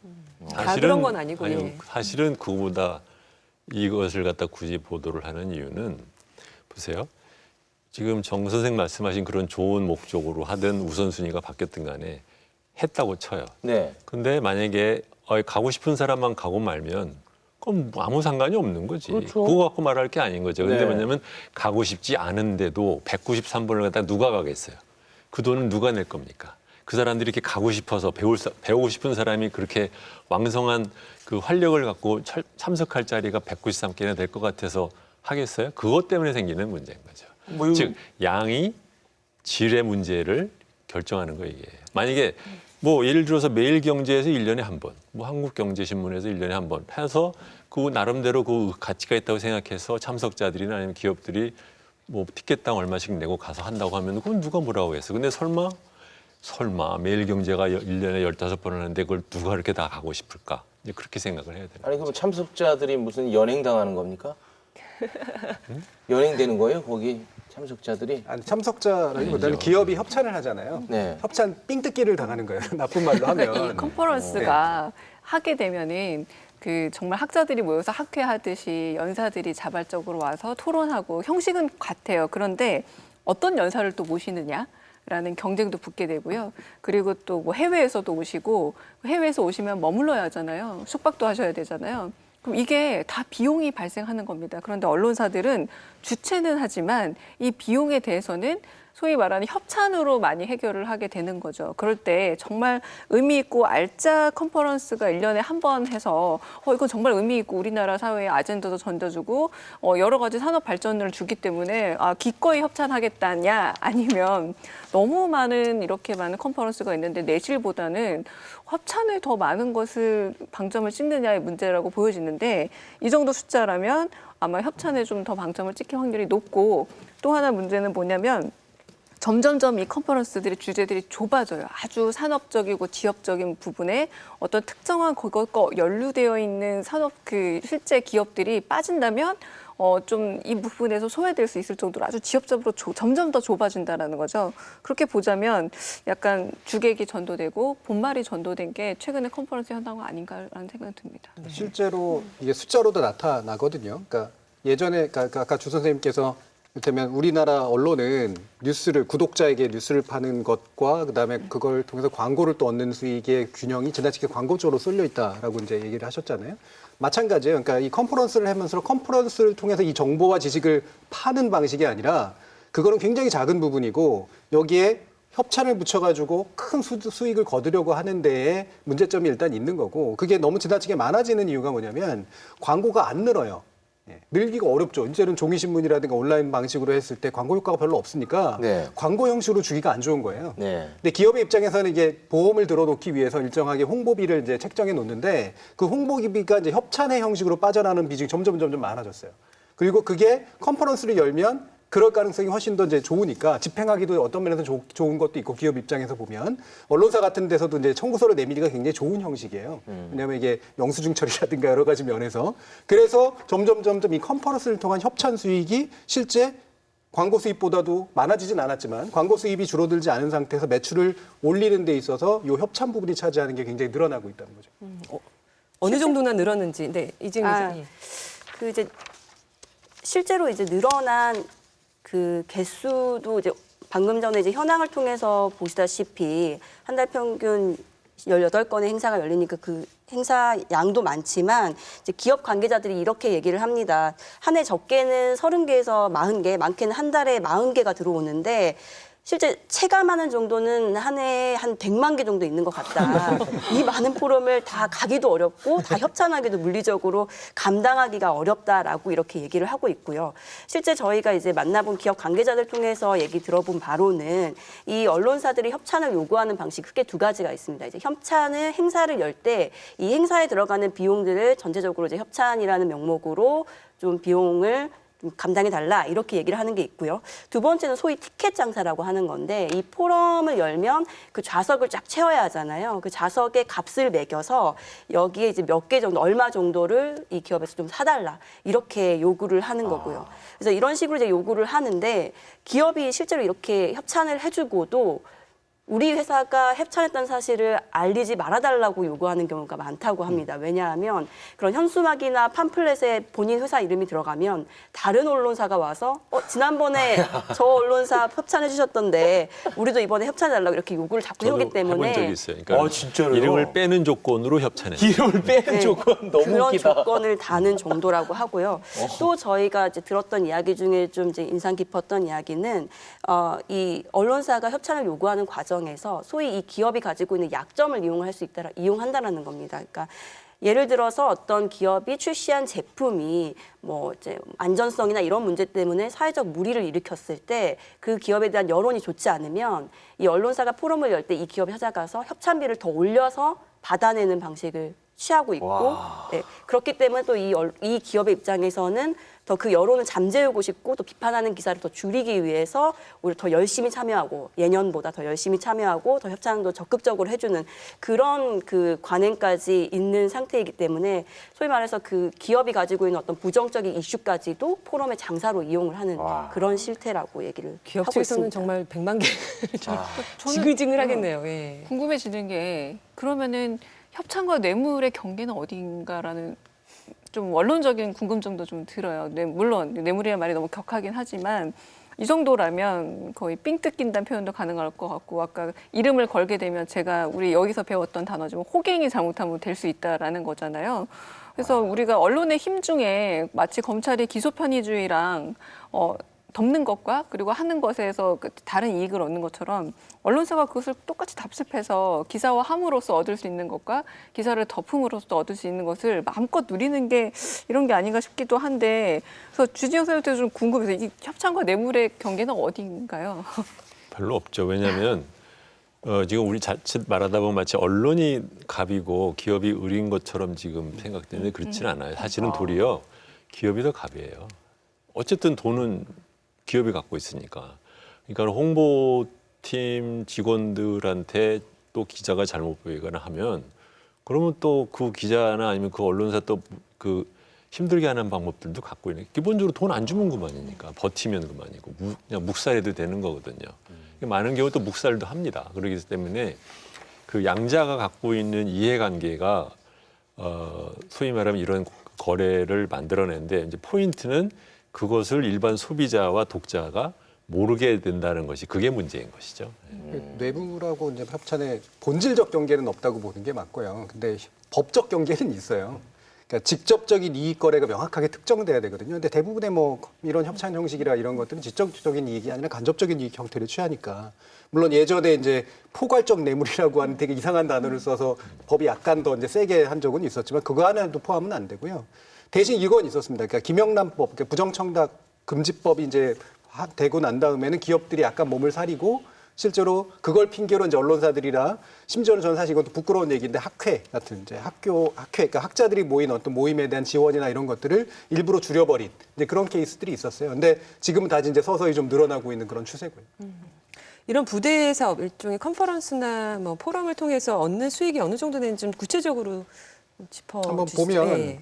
2009년 당시에 종이신문의 광고 수입이 2조 144억이었고 판매 수입은 6천억 분이 안 됐습니다. 그러니까 광고가 약 4배 정도 이제 많은 이제 그런 셈이었는데요. 2017년에 광고 수입은 1조 9,491억 원인데 줄었죠, 약간. 종이신문 판매 수입은 더 줄어서 4,600억 원으로 이제 줄었습니다. 근데 이 동일한 기간 동안 전체 매출액이 늘어요. 그게 는 이유가 뭐냐면 바로 부가 사업과 기타 사업 수익. 다시 말해 핵심 사업인 구독료 수입이나 광고 수입이 아니라 기타 사업을 통해서 얻어지는 수입이 줄어든 것 이상으로 메꿨기 때문에 이게 늘어났다는 거거든요. 그게 이제 약 4,800억 정도 되던 게 2009년에, 2017년에 6,700억, 약 7천억 정도 수준으로 이제 뛴 거죠. 이게 다 어디서 온 거냐? 상당 부분 컨퍼런스나 포럼 같은 걸 열어서 생긴 협찬 수익 같은 것들로 얻어진 겁니다. 구독료만 의지했다면 사실은 계속 유지되기 어려운 상황이었는데 그렇죠. 심지어 광고까지 활로를 줄었고. 찾은 거군요. 네. 뭐 기자들 뭐 있는 김에 어디다 쓰겠어 이런 데도 쓰는 거죠. 네, 이게 되게 좀 불행한 현상인 게요. 그 지상파 방송사 같은 경우는 광고비가 광고 수입이 훨씬 더 빨리 줄어들고 있고요. 대신 컨텐츠 판매 수익이 좀 늘어가지고 그걸 좀 메꾸는 그런 형식을 취하는데 신문은 컨텐츠 판매 수익이 늘어나는 정도가 많지는 않고 협찬 수익을 늘려가지고 이제 좀 메꾸는 그런 형식인데 이 협찬 수익이 어떻게 늘어나냐면 이제 바로 신문사의 기존 영향력을 활용해가지고 기업으로부터 뭔가 이제 홍보비를 뜯어내는 이제 그런 방식으로 되고 있는 거죠. 저는 문제가 수익이 줄고 그래서 가장 좀 빠르고 아주 독하게 수익을 다시 회복할 수 있는 방식으로 이렇게 컨퍼런스나 포럼을 이용하는 거 저는 가능하다고 봐요. 수익이 줄었으니까 어쨌든 경쟁력을 만들어내야 되는데 그러나 이렇게 창출된 어떤 재정들이 확충된 재정이 컨텐츠 차별화로 다시 들어가야만 전 이게 의미 있는 변화였고 어떤 과도기로 볼 수 있는데 전혀 한 10년간 이런 현상을 보긴 했습니다만 콘텐츠 차별화를 궁극적으로 이게 회귀되고 있는가, 다시 재정 확충된 것들이 글로 들어가고 있는가, 전혀 저는 그걸 확인할 바가 없고, 그렇다면 그저 광고 수익 대신 다양한 다각화를 통해서 재정 확충만 하고 좀 쉬운 방법 안에 안주하겠다면 결국 언론에 있어서 미래가 더 불투명해지는 그런 결과가 아닌가라는 생각이 들기도 합니다. 이게 또 불행한 게 뭐냐면 방송사가 더 불행한다고 저는 보는데요. 방송사가 그 현재 버티는 방법 중에 하나가 부동산 자산 가치 좀 키우고 임대 수익 같은 거 얻고 주차장 사업하는 우리가 아는 방송사들이 있습니다. 심지어는 그 우리가 아는 방송사가 지역에 있는 방송사에서 카페 열어가지고 빵 팔아가지고 이렇게 돈 버는 경우 되게 많아요. 그러면 이게 나쁜 돈은 아니잖아요. 어쨌든 뭐 기본적으로 그게 뭐 악한 짓을 해가지고 얻는 수익은 아니니까. 근데 이 부분에 대한 의존이 커지면 커질수록 이른바 본사업이라고 하는 컨텐츠 내용을 만드는 데라든가 이런 데 보조할 것 같지만 사실 그렇게 안 되고 브랜드만 유지한 채 자꾸 딴 사업을 하려고 하게 되는, 그래야 버틸 수 있으니까 이런 경향을 보이면서 굉장히 부실화가 일어나게 되는 문제가 있는 거죠. 이게 저는 원래 이번 프로그램 섭외를 받고 별로 제가 할 얘기가 없다 이렇게 얘기를 했는데 지금 여러분들 말씀하시는 거 보니까 조금 크게 볼 필요가 있는 것 같아요. 뭐냐면 이런 거예요. 어느 기업이나 자기가 갖고 있던 주요 비즈니스가 성장을 안 하거나 침체를 하면 그러면 거기에 맞게 사업하는 방식을 바꿔야 되는 거예요. 바꾸는 데는 예를 들면 매출이 준다든가 그러면은 사람을 줄이든가 아니면은 다른 회사랑 합병을 해서 전체적인 효율성을 높이든가 뭐 이런 것들을 해야 되는데 한국에서는 그걸 하기가 어렵습니다. 일반 기업도. 언론사도 마찬가지인 거예요. 그렇다고 하면 노화되어 있는 장비 또 노화된 인력 또는 불필요하게 너무 많은 인력을 갖고 있는데도 이것을 구조조정을 못하면 그럼 갖고 있는 구조 안에서 어쨌든 간에 다른 방식이라도 자꾸 수입을 내려고 하게 돼 있는 거죠. 그러다 보니까 이런 현상이 나오는 거예요. 그러니까 이것을 어떻게 보면 언론이라는 눈으로만 보시지 마시고 기업이라는 면에서 보실 필요가 있는 거예요. 네. 저는 거기에 대해서 이제 뉴미디어 사업 쪽에 이걸 옮겨가야 된다는 거죠. 기존의 이제 종이 신문이라든가, 언론사라면 네, 그래서 아주 전통 미디어에서 이제 뉴미디어라는 게 뭘 말하는 거예요? 새로운 매체들과 플랫폼이 많아지고 있잖아요. 가령 지금 뭐 유튜브라던가 뭐 SNS라던가 이런 데 굉장히 많아지고 있는데 그런 것으로 좀 변화를 계속 꾀한다라는 그걸로 모습은 가서 돈 버는 데가 없잖아요. 그래도 네. 일반 기업이 아니라 네. 언론사면 네, 언론사면 실제로 불행한 현실이에요. 네, 그러니까 네. 주 본질을 대표님, 유지해야 된다는 게. 그러니까 되게 예. 그런 방식으로 이제 네. 비즈니스 바꿀 수밖에 없는데 실제로 우리나라 인수합병 대단히 어렵고 특히 언론사가 인수합병되는 케이스는 거의 없다라고 볼 수 있고요. 언론사는 대부분 경우 자본 규모가 굉장히 작기 때문에 여기에 새로운 자본이 유입돼가지고 키운다? 이것도 이제 거의 이제 불가능에 가까운 상태고 그러면 이제 업종 전환을 하거나 기존의 업을 좀 새롭게 혁신적으로 바꿔야 되는데 그러기에는 이제 사실은 이제 투자 이력 같은 게 없는 상태여가지고 모험적인 걸 못 하게 되는 그런 상태가 일어나게 되거든요. 게다가 미디어 시장 자체가 뉴미디어까지 포함한다고 치더라도 신산업을 하기가 굉장히 어려운 그런 조건이에요. 그 자체 시장 규모가 그렇게 크지가 않아요. 그러다 보니 언론사나 기존의 미디어 같은 경우는 결국에는 자기 구조 안에서 최대한 생존을 도모할 수밖에 없는 것이 현실인 건 맞습니다. 근데 그건 있는 것 같아요. 그러니까 이미 이제 이 상태에서 그러면 결국 잘하던 거 중에 이제 막 뽑아 먹어가지고 결국은 천천히 망해갈 거냐, 아니면은 망할 각오를 하고 뭔가를 새로운 어떤 벤처적인 어떤 일들을 할 거냐의 어떤 선택의 문제가 있는데 기존의 경영하는 입장에서 이제 모험을 할 수 없는 그런 상태에 있는 거죠. 그럼요. 그러니까 예를 들면 지금 영구의 경우에는 아시는 분들은 아시겠지만 옵저버라고 하는 굉장히 유서 깊은 좋은 매체가 있었어요. 근데 장사가 안 되는 거예요. 예, 뉴미디어 쪽으로 같이 하기가 어려우니까. 신문사가 결국은 가디언이랑 합쳤잖아요. 근데 가디언 역시 제가 알기로는 한 번도 이익을 내본 적이 없는 기업일 거예요, 걔네들도요. 그러니까 이 문제는 우리나라뿐이 아니라 다른 나라도 마찬가지고 더 심한데 이제 미국은 지금 저 어지간한 중소기업에 아예 신문사가 없는 도시들이 많이 생기고 있어요. 그러니까 아예 이제 장사가 안 되니까 문을 닫는 겁니다.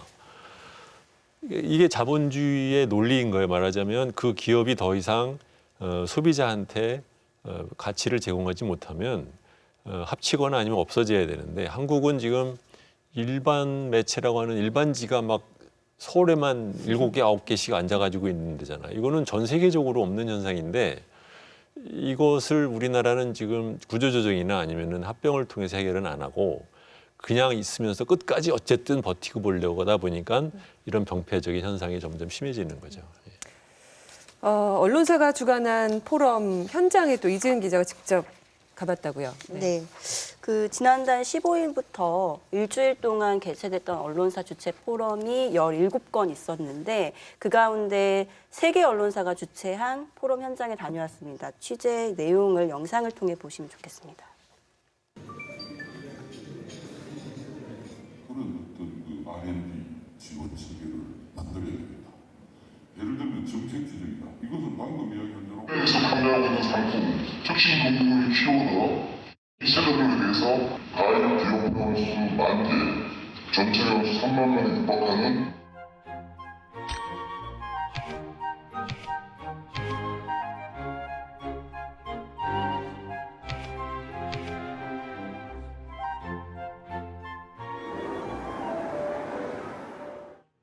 저는 뭐 엔지니어 출신이고요. 5G 이노베이션을 위한 클라우드의 주요 추진 전략에 대해서 간단하게 말씀드리겠습니다.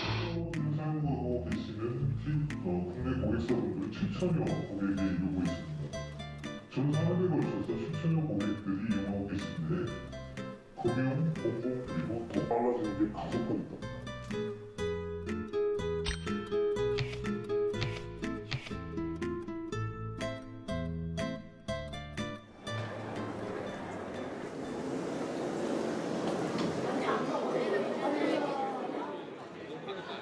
플래티넘, 골드, 실버, 브론즈. 이건 이제 국내 이 아량들을 이용해서 연말 정산 같은 파일을 안 등급에 따라서 좀 비용이 또 다른 건가요? 수수만 했을 때 400, 전시, 세미나까지 하면은 700. 손해면 저기 뭐 기조연설 같은 거 주고 뭐 이런 식으로 지면도 좀 좋은 자리에 광고를 해주고 뭐 다른 서비스 혜택들이 있어요. 뭐 광고를 해준다던가 뭐 기사를 실어준다던가 이런 식으로.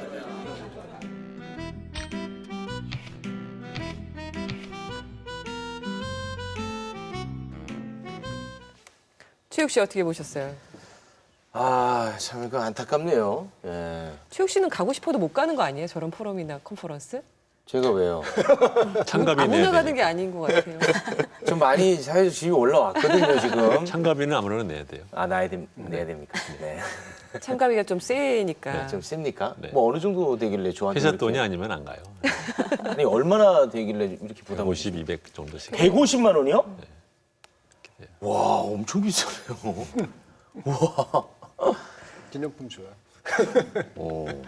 방금 이제 취재 영상에서도 보셨겠지만 이제 강연자로 나선 사람들이 이 포럼에 후원이나 협찬을 했던 기업의 임원들이 나와서 본인 기업의 이제 매출 전략이라던가 이런 뭐 성장 전략이라던가 이런 것들을 주로 설명하는 데 많이 그치고 있고요. 그래서 일반인들이 와서 이 포럼에 와서 어떤 정보를 접한다거나 어떤 지식을 접하기는 좀 어려운 측면이 많이 있지 않았나 제가 현장을 다니면서 느꼈던 바였습니다. 그럼 그 자리에 앉아 있는 분들은 대체로 어떤 분들이에요? 제가 보기에도 좀 이렇게 어떤 공통적인 특성이 좀 잘 보여지지 않았고 네. 특히나 이제 예를 들어서 5G 뭐 전략 기술 전략과 관련된 포럼에서는 상당히 그 고령층들이 많이 보였었고요. 그리고 그 포럼을 보시는 내내 이제 다른 걸 많이 하시더라고요. 귀에 이어폰을 끼우시고 다른 행동을 하신다거나 네, 다른 일들을 많이 보셔서 저도 이제 관계자에게 이제 이런 분들은 도대체 어디서 이제 오신 분들이냐라고 물었더니 다들 자발적으로 오신 분들이라 이런 정도의 이제 얘기만 들었는데 그 강의에 아주 많이 다들 이렇게 집중을 하고 있다라는 인상은 못 받았습니다. 참가비를 받는 데는 제가 간 곳은 한 곳은 참가비를 한 10만 원 정도 받는 곳이 있었고요. 금융권 포럼 같은 경우는 10만 원 정도 참가비를 받았고 그 5G 관련 포럼은 무료 행사였습니다. 무료인 경우에는 그 과자 드시러 오시는 분들 되게 많아요. 자료 챙기면서 과자랑 기념품이랑 뭐 커피 이런 거 드시러 오시는 분들. 그래서 그거 돌아다니시는 분들도 그렇죠, 있어요. 있죠. 전문적으로. 네, 맞습니다. 그래요? 이미 뭐 협찬금을 다 받았기 때문에 뭐 일반인들한테 받을 필요가 없는 행사일까요? 그 홍보성 행사인 경우에는 예. 너무 자리가 비면 그것도 좀 모양새가 빠지니까. 그 티켓 가격이 어느 정도 되는 행사들이 많다고 들었는데요. 구체적으로 좀 이야기를 해주시죠, 이진 기자. 네, 이제 그 협찬금의 이제 규모 같은 경우는 이 협찬을 한 기업들이 이제 공개를 좀 꺼려했는데요. 왜냐하면 이제 그 언론사가 협찬금을 기업마다 다르게 부르기 때문에 협찬금이 얼마다라고 얘기하면 본인 기업이 어떤 기업인지 바로 드러날 수 있어서 이런 부분들은 좀 이제 비공개로 했었는데 이제 대략적으로 얘기를 하자면 작은 포럼 같은 경우는 한 몇백만 원 단위에서 조금 더 크면 1,000만 원 단위, 또 이제 주요 언론사가 한 10년, 20년 동안 지속해서 해온 대표 포럼들이 있습니다. 몇 가지. 그런 포럼들 같은 경우는 억 단위로 들어간다. 이렇게 설명을 해왔고요. 좌석값 아까 말씀드린 이제 티켓값 같은 경우도 한 자리에 이제 300만 원에서 500만 원을 넘는 경우들이 있었습니다. 그리고 최근에는 이런 포럼 외에도 이제 조찬 형식의 포럼이라는 게 또 새롭게 등장을 했는데, 자, 한 달에 한 번 아침에 만나서 함께 식사를 하면서 이제 뭐 여러 가지 주제에 대해서 이야기를 하는 조찬형 포럼인데, 이것도 이제 1년치 12회를 한꺼번에 패키지로 판매하는 경우가 있다고 하고 있습니다. 자신의 필요에 의해서 진짜 300만 원을 내고 가는 사람은 없겠죠? 있을 수도 있죠. 있을 수 있습니까? 네, 근데 드물죠. 네. 일종의 대학에서 하는 최고 지도자 과정 이런 그런 컨셉을 비슷한 아마 것 언론사가 같아요. 네. 활용하지 않았나. 근데 이게 사회적으로 이 얘기 나온 김에 저도 좀 생각을 해봤는데 이게 굉장히 한국 독특한 현상이에요. 그러니까 뭐 우선 학회부터 우리가 생각하면 학회라 그러면 다 그 순수한 학자들이 모여서 하는 곳으로 치는데 학회도 열심히 기업 다니면서 돈 받으러 오거든요. 또 이런 저 언론사가 하는 컨퍼런스들도 뭐 굉장히 많고 우리나라 또 조찬도 굉장히 많아요. 이런저런 식으로. 근데 그걸 또 다들 또 쫓아다니는 사람들이 있어요. 또 악착같이. 근데 그 사람들은 왜 그럴까 생각하냐면 또 그게 네트워킹을 또 해야 된다고 생각하는데 그럼 왜 우리나라가 이렇게 네트워킹이 이렇게까지 많이 필요한 건가? 그러니까 결국은 다 연줄 사회, 연고 사회라는 성격이 크다 보니까 어떻게 보면은 애초부터 그 인사이더 그룹에 속해 있는 사람한테는 굳이 필요하지 않지만 자기가 뭐 교육적인 배경이라든가 아니면 규모가 작다든가 이렇게 해서 그 애초에 인사이더 그룹에 못 들어간 사람한테는 이거라도 굉장히 중요한 채널이 되기 때문에 그만큼 많은 사람들이 갈구하는 거 아닌가 그런 생각도 합니다.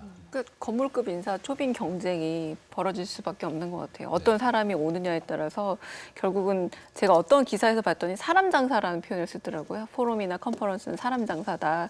그러니까 좋게 말해서 네트워크를 할 수 있게 되고 그리고 몰랐던 사람들을 이 컨퍼런스 장소에서 만날 수 있지만 저는 이제 이렇게 될 때 가장 큰 문제는 이제 언론사에서 주최를 하다 보니 아까 주 선생님께서 말씀해 주셨지만 그러면 기업이 일종의 고객사가 되고 언론사는 좀 서비스를 제공하는 측이 되게 되잖아요. 그렇죠. 그리고 협찬을 많이 받아오고 지속적으로 받을수록 좋다면 그 기업에 대한 환경 감시 기능이라는 게 과연 가능할까?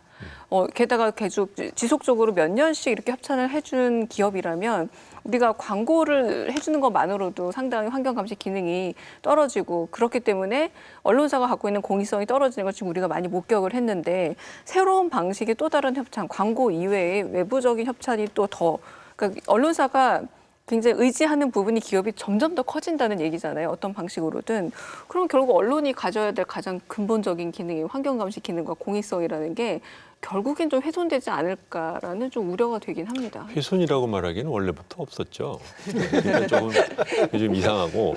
근데 이게 크게 보면 결국은 우리나라 사회의 특징 중에 하나가 인사이더들끼리의 그 근친상간적인 여러 기업에 겹친 그 유착인데 그 유착의 관계를 이제 말하자면 더 하나씩 더 만들어내고 있는 거죠. 한쪽이 자꾸 그 먹고 살기가 힘드니까. 네. 그러니까 말하자면 친척인데 그 친척이 어려워지는 거예요. 그러니까 그 친척이 자꾸 찾아오는 겁니다. 네. 이런 컨퍼런스가 사실 초반에는 굉장히 큰 호응도 받았었고 저도 이렇게 버스에 광고 이렇게 나오면 보고서 아 저거 너무 가고 싶은데 시간이 안 맞아서 참 안타깝다 이렇게 생각할 때도 많았거든요. 언제부터 좀 이렇게 변질됐다 보십니까? 역시 구독자가 줄어들면서? 그렇죠. 저는 이게 되게 비슷한 게요. 학회가 힘이 있었을 때하고 언론사가 힘이 있었을 때.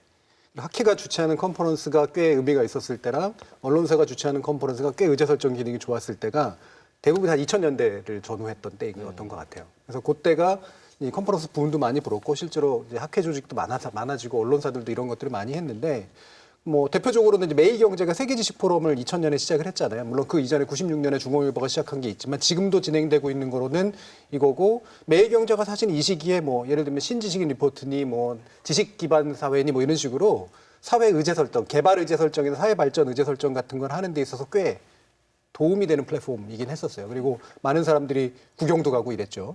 그러다 2005년, 뭐 2006년 되면서 다른 언론사들로 늘어나면서 조선일보가 2005년에 아시아 리더십 컨퍼런스, 한국경제가 2006년에 글로벌 인재 포럼, 심지어 한겨레 신문 같은 게 2010년에 아시아 미래 포럼 이런 식으로 됐는데, 보시면 아시겠지만 이제 어슷비슷해지는 거죠.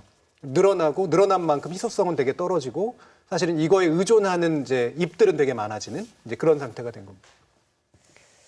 언론사 주간의 이런 포럼, 컨퍼런스가 열리기 전후로 언론사들은 자사 매체를 통해서 각종 홍보 기사를 쏟아냅니다. 행사 분위기나 협찬 기업을 띄워주는 기사도 당연히 들어가게 되는데요. 이런 행태에 대해서는 어떻게 보시는지, 어떻게 생각을 해야 될지. 저도 이게 한국 와서 굉장히 이상하게 생각했던 거예요. 뭐냐면은 외국 언론들도 이런 식의 컨퍼런스 비즈니스를 합니다. 그렇지만 그런 컨퍼런스 한다는 거를 자기의 기사로 실지는 않아요. 자기 회사 신문 지면에 따로 광고면에다가 자기들이 이런 컨퍼런스를 한다는 광고를 할 뿐이지 기사로 하지는 않거든요. 근데 우리나라는 보면 뭐 매경이나 한경 같은 데는 심하고 그런데 보면 아예 첫 일면에다가 자기네들 하는 행사를 기사화해가지고 실은 걸 보면 야, 참 간도 크다. 하지만 정말 뭐 이렇게 중요한 그 사람들이 다 듣고 싶어하는 어떤 유명 인사가 왔다. 그랬을 때는 기사화하는 거는 괜찮지 아니죠. 아니 그거를 광고면으로 해도 되는 거죠. 왜 그걸 갖다 일면 기사로 하느냐는 거죠. 그러니까 지금 보면은 기사 거래의 다른 양식처럼 보이기도 합니다. 컨퍼런스를 하면서 결국은 이 협찬을 받은 내용들이 거의 저는 여기서 보면 기사 실제도 봐도 뭐 인터넷 막 AI 프로세스에서 굉장히 산업적으로 의미 있는 것이기도 하지만 아주 구체적으로 어떤 기업들을 환기하는 효과도 있다고 할 수 있을 텐데요.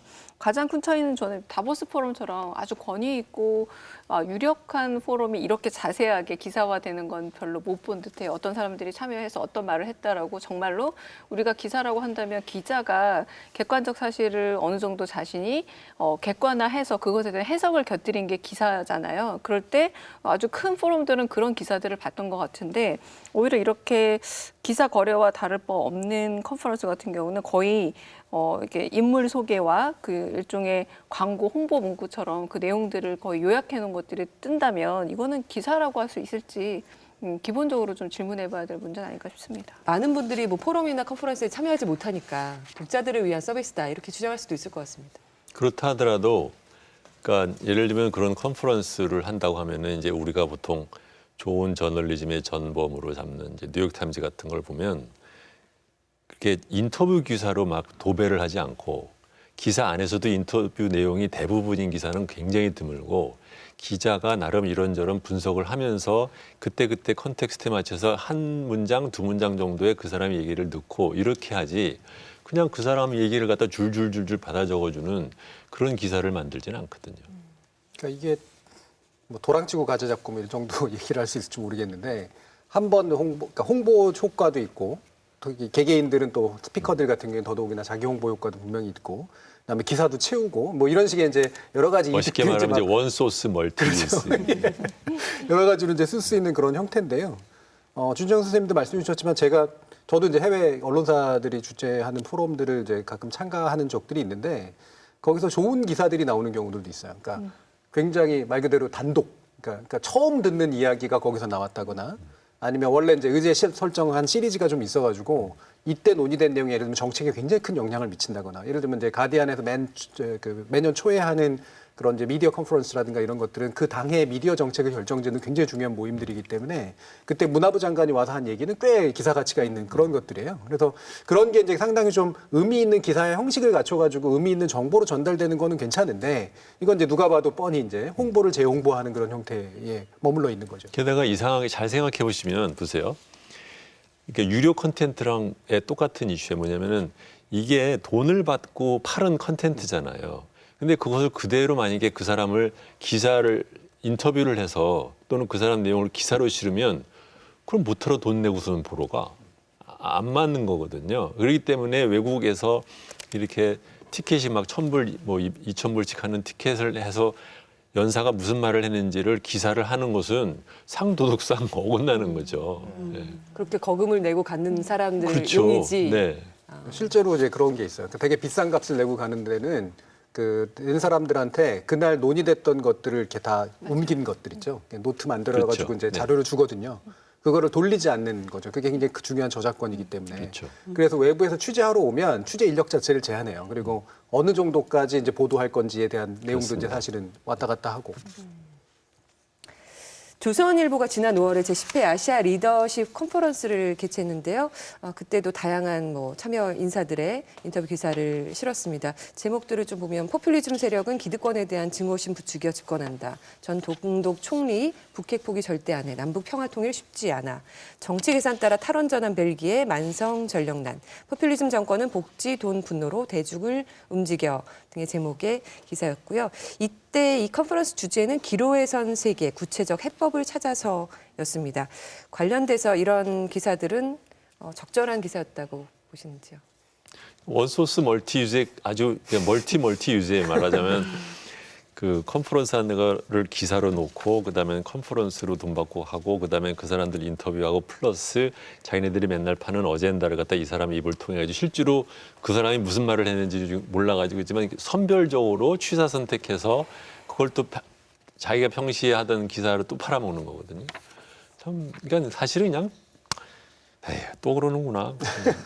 근데 저는 조금 더 의도가 있는 기사라고 보입니다. 아까 그 전자신문에 실렸던 이런 홍보 기사가 효과를 굉장히 아주 증폭하기 위해서 홍보성을 전면에 내세워서 어떤 점에서 조금 나이브하게 이건 홍보다라고 알 수 있었던 기사들이었다면 여기에 어떻게 돼 있냐면 제가 보고 있는 노속조 기자 윤영준 기자가 한 포퓰리즘 세력은 기득권에 대한 증오심 부추겨 집권한다라는 이 기사를 보자면 서면 인터뷰를 한 겁니다. 그런데 질문의 내용은 빠져 있고 대답의 내용들만 되어 있죠. 그래서 이런 대답은 나온 겁니다. 실제로 포퓰리즘은 나라와 시대마다 다르게 나타나지만 한 가지 분명한 공통점은 이런 게 있다라고 대답을 했습니다만 질문을 어떻게 했느냐도 상당히 중요한 거예요. 어떤 질문을 했길래 이런 대답이 나왔는가. 그런데 질문 부분은 다 빠져 있고 여러 인터뷰들이 전부 다 대답으로만 채워져 있는데 어떤 점에서는 지면이 갖고 있는 편향성을 강화하기 위해서 선택적으로 대답을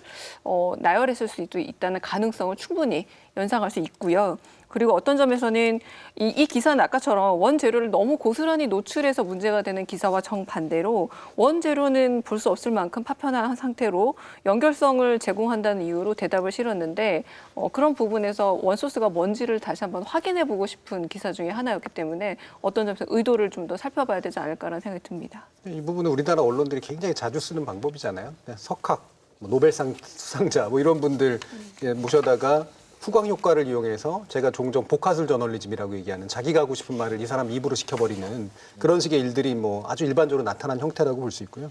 두 번째로 이제 그게 지금까지 적혀주신 것처럼 왜곡이나 선별이 너무 많이 들어간 경우들이 굉장히 많다는 거예요. 대표적인 예가 언론사에서 초청했던 노벨 경제학상 수상자에게 우리나라 52시간제의 문제점 물었더니 52시간이나 노동한다고요? 이래가지고 의도하지 않은 방식으로 얘기가 흘러가 버렸던 그런 케이스들 있죠. 네. 폴 크루그만 교수예요. 그 재밌네. 이런 언론사가 주관하는 컨퍼런스 포럼, 기업 측에서 관계자들이 정말 힘겨워한다는 걸 오늘 새삼 더 많이 느끼게 됐는데 기자들도 행사를 담당하는 기자들도 굉장히 힘들다는 이야기를 이지은 기자가 또 취재하고 왔습니다. 네. 아무래도 이런 포럼이나 컨퍼런스에 돈을 내고 참석하는 일반인이 없다 보니까 이 초청 인원을 동원하는데 취재 기자들을 활용을 하는 건데요. 언론사 입장에서. 이 출입처 시스템을 이용해서 참가 인원을 동원을 하고 또 그래서 동원한 사람들에 대해서 의전이라던가 또 이런 것들을 취재 기자에게 맡기고 거기다 또 한 가지 더 이 홍보 기사까지 직접 써서 보도하는 역할까지 맡겨서 1인 2역을 하고 있다고 합니다. 이 자세한 내용은 영상을 통해 보시죠. 기사 아이템을 잡듯이 포럼 아이템부터 같이 참여를 하게 됩니다. 기자는 그때부터 종속되는 거고요. 목적은 하나예요. 목적은 돈을 벌기 위한 포럼이 될 것이고요. 보통 메이저에서 하는 포럼은 1억 단위로 알고 있습니다. 한 2천만 원 정도 대기업에서 된다고 생각하면 5격자 후원을 해야 되겠죠. 그리고 포럼의 연사들은 대부분 뭐 거마비 정도 30만 원씩 5명을 부른다 치면 150만 원, 대관 업무에 뭐 한 500만 원 이렇게 치면 한 뭐 1,000만 원 내외로 충분히 그 포럼 열 수 있고, 반면 수익은 1억 정도의 후원을 받았다고 치면 9천만 원 정도 수익이 생겼기 때문에 더 이상 티켓을 판매하거나 그럴 필요는 없거든요. 반대로 그 티켓을 파는 포럼이다. 보통 티켓 값이 50만 원에서부터 많게는 500만 원 이렇게 되는데, 재계나 뭐 금융 뭐 이런 나눠져 있는 출입처의 기자들이 티켓을 할당받게 됩니다. 수익 목표가 1억이다고 하면 500만 원짜리를 팔게 되면 20장을 팔아야 되는 것이고, 50만 원이라고 하면 200장을 팔아야 되는 거잖아요. 기업 입장에서는 포럼에 참여해서 나중에 관리를 해두는 게 더 쉬운 방식이고, 광고보다는 사실 포럼의 단가가 아직은 더 싸기 때문에 그게 더 남는 장사일 수 있죠. 이 매체에서 죽는 소리 한다. 그러면 포럼 한번 가져라. 이렇게 하면서 자기들도 지금 흔히 말하는 광팔기 좋은 시장이 열렸기 때문에 계속해서 더 악화될 거라고 보고요. 이제 연차가 낮은 기자들 같은 경우에는 그 초청 인원을 동원하는데 보통 이렇게 지시가 내려오고, 뭐 차장급이나 좀 연차가 오래된 기자들 같은 경우에는 협찬과 토론 참석, 그리고 뭐 협찬이 아니면 광고비라도 저희들 말로는 속된 말로 영업을 하라고 암묵적으로 이렇게 지시가 내려오죠. 왜냐하면 이런 것들이 또 인사고과에 반영이 된다라고 하니까.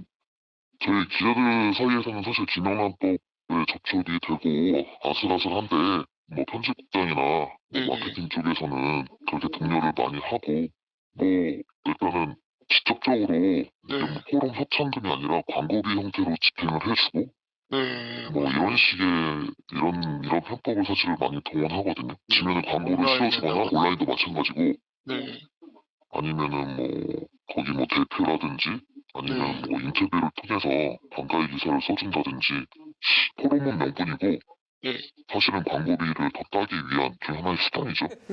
네, 현직 기자들이 이야기한 행사협찬 영업 실태 이야기 들어봤습니다. 어떻게 들으셨어요, 강 교수님? 글쎄, 언론사들이 그러니까 광고 수익이 점점 줄어들고 있기 때문에 수익 창출해야 되겠죠. 그리고 결국은 생존의 문제일 텐데, 기자들이 기자 본업을 못하고 어떻게 보자면 영업사원처럼 수익 창출에 내몰린다라는 현실인데, 이렇게 생존의 문제가 언론사 내부에서는 되게 중요할 수 있겠지만, 또 언론사 밖에 있는 대부분의 언론 소비자들한테는 그냥 뭐 세상에서 일어나는 일들 중 하나라서 그렇게 다가오지 않는다는 거예요. 결국은 무슨 말이냐면, 이렇게 해서 수익 창출을 해서 뭔가 다른 어떤 콘텐츠라던가 다른 변화의 모습을 보여주지 않으면 그들 내부의 문제에 불과하기 때문에 어떻게 되든 관심이 없어지고 더 이런 것들이 더 악화가 될 수 있겠다고 보여지고 있는데, 기자님들의 고충은 알겠으나 한편으로는 모든 분들이 이렇게 힘든 상황에서 이게 정당화될 수는 없는 고충이라는 생각이 들긴 합니다. 네. 준영 쌤은 어떻게 들으셨어요? 그걸 정당화가 된다고 생각하는 사람은 이제 없겠죠. 근데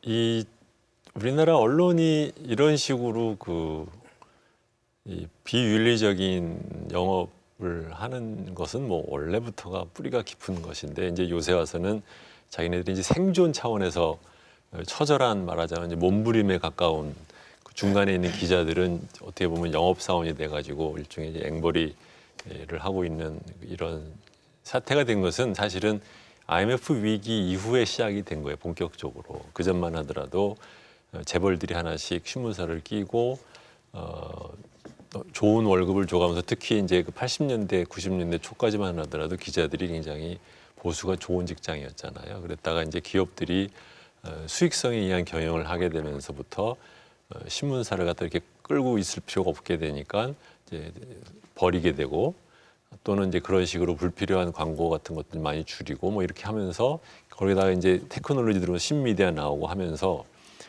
이게 지금 보면 언론 산업이 사양 산업이 됐을 뿐만이 아니라 기자라는 직종 역시 이제 사양 직업이 돼버린 것이고, 제가 이 얘기를 저희 이제 또래 친구들이 언론사에 있다가 이제 요새 이제 은퇴들 하는데, 저번 술자리에서 한번 그런 얘기를 한 적이 있어요. 제가 물어봤어요. 그러니까 당신들은 그래도 그 언론 산업이 사양 산업 되기 전에 그래도 끝내서 그래도 좀 다행이겠다 그랬더니, 아니야, 진지게 사양 산업이었어. 그래.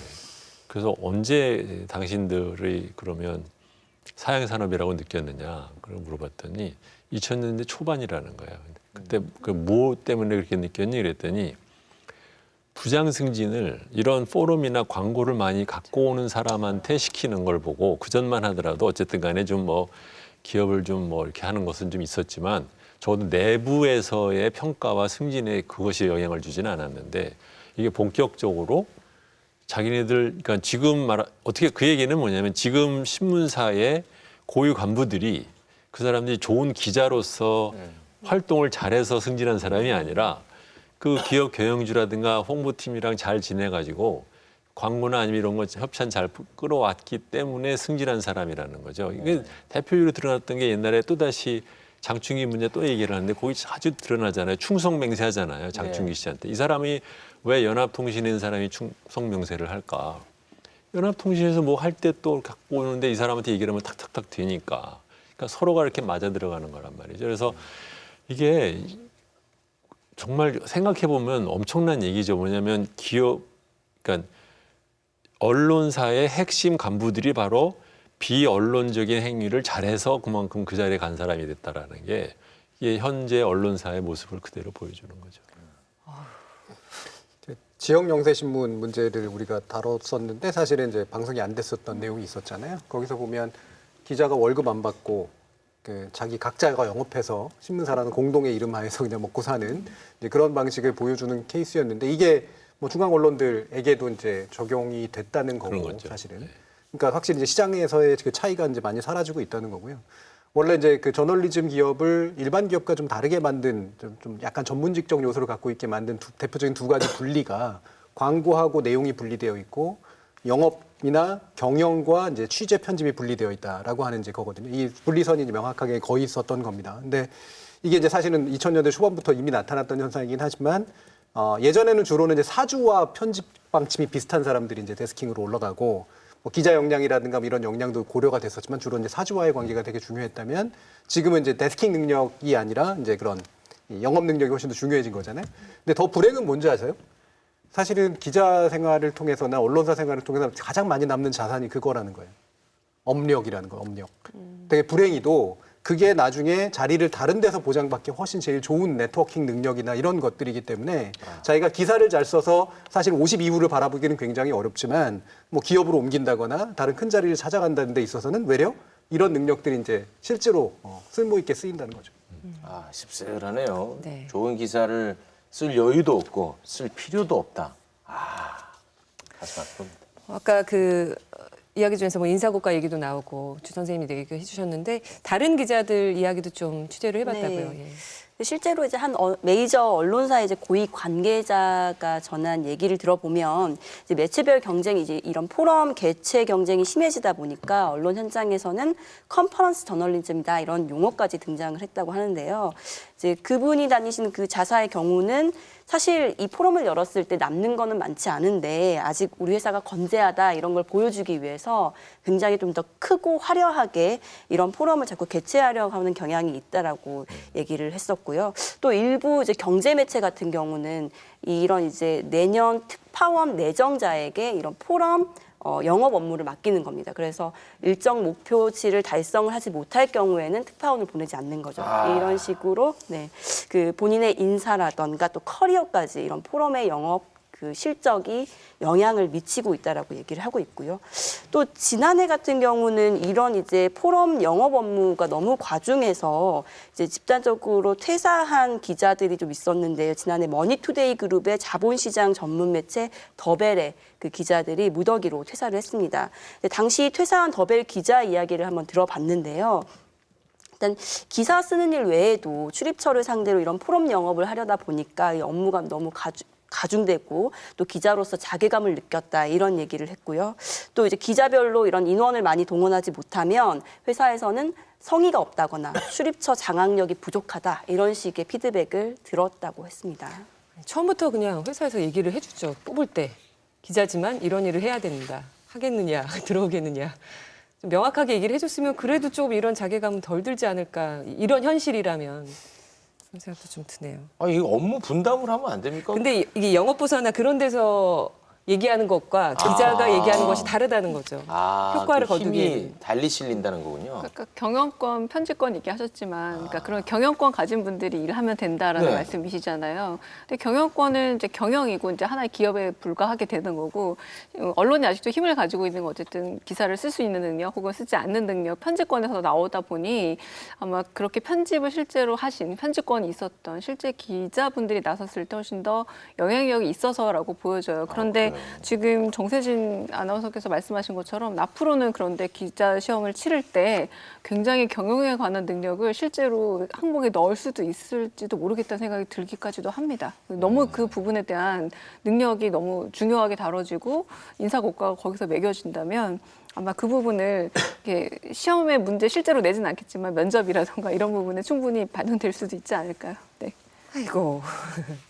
그 기자들 영업에 내몰면서까지도 언론사는 이제 컨퍼런스 장사에 열을 올리고 있는데 뭐 행사로 얻는 수익 아까 뭐 1억 하면 뭐 9천만 원 남는다는 얘기도 있고 거의 남는 건 없지만 우리 사장님이 원하시니까 우리 언론사 건재하다는 걸 보여주기 위해서라도 해야 된다 화려하게 그런 입장도 있고 수익이 어느 정도 되는지 좀 구체적으로 나온 바가 취재된 바가 있습니까? 사실 이제 이런 수익 같은 경우는 이제 언론사 안에서도 관계자들 중에서도 이제 소수만 알고 있는 부분이기 때문에 구체적으로 저희가 확인하기는 어렵겠지만 과거에 한 기사를 통해서 그 규모를 조금이나마 가늠을 해볼 수가 있는데요.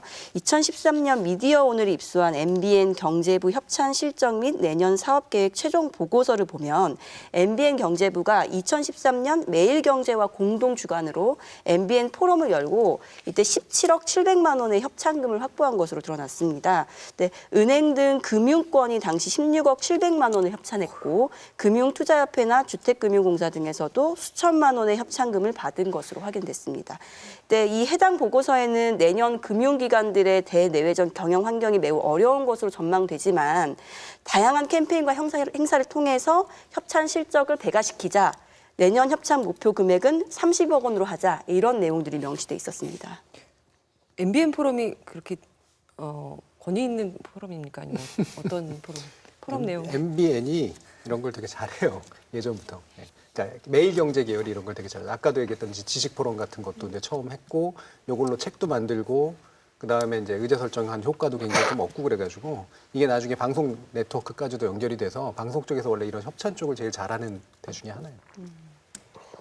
그런데 이제 막상 그 사람들이 대단한 돈을 벌고 있느냐? 그런 것도 아니거든요. 아까 말한 걸 교조조정 안 하고 이런 식으로 이제 땜빵을 하는 거죠. 기업이라고 하는 데가 홍보비로 책정해둔 전체 규모는 거의 일정해요. 예.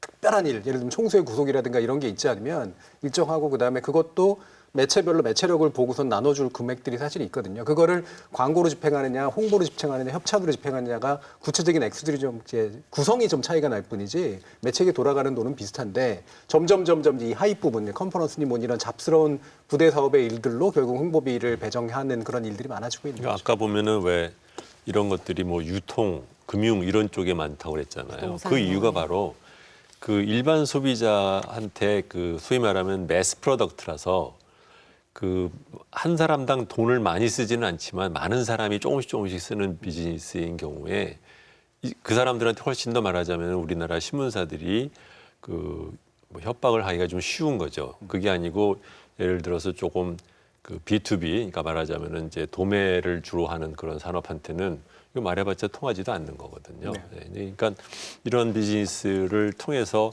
계속해서 그러니까 과잉 공급된 그 언론사는 그대로 놔두고 기업은 뉴미디어에 대한 광고비 그 비중이 점점 커지면서 나머지 돈을 갖고 말하자면 각축전이 벌어지는 그 악의 다툼에 이제 말하자면 현장에서의 보고서를 지금 우리가 보는 겁니다. 그러니까 실제로 이렇게 해서 얼마나 효과가 있느냐는 만약에 이제 컨퍼런스도 만들어지고 기사화됐을 때 얼마나 많은 사람들이 각인하느냐로도 효능을 입증할 수 있을 텐데 저도 이거 준비하면서 많이 봤지 이렇게 많은 컨퍼런스가 있는지 몰랐거든요. 이 말은 뭐냐면 실제로 컨퍼런스를 통한 홍보 효과도 대단히 크지 않을 수 있다라는 겁니다. 그런데 그럼에도 불구하고 만약에 이렇게 협찬을 하지 않으면 부정적 기사를 썼을 때 많은 언론 소비자들이 저를 비롯해서 부정성 편향이 있기 때문에 부정적 기사에 대한 각인력은 굉장히 높거든요.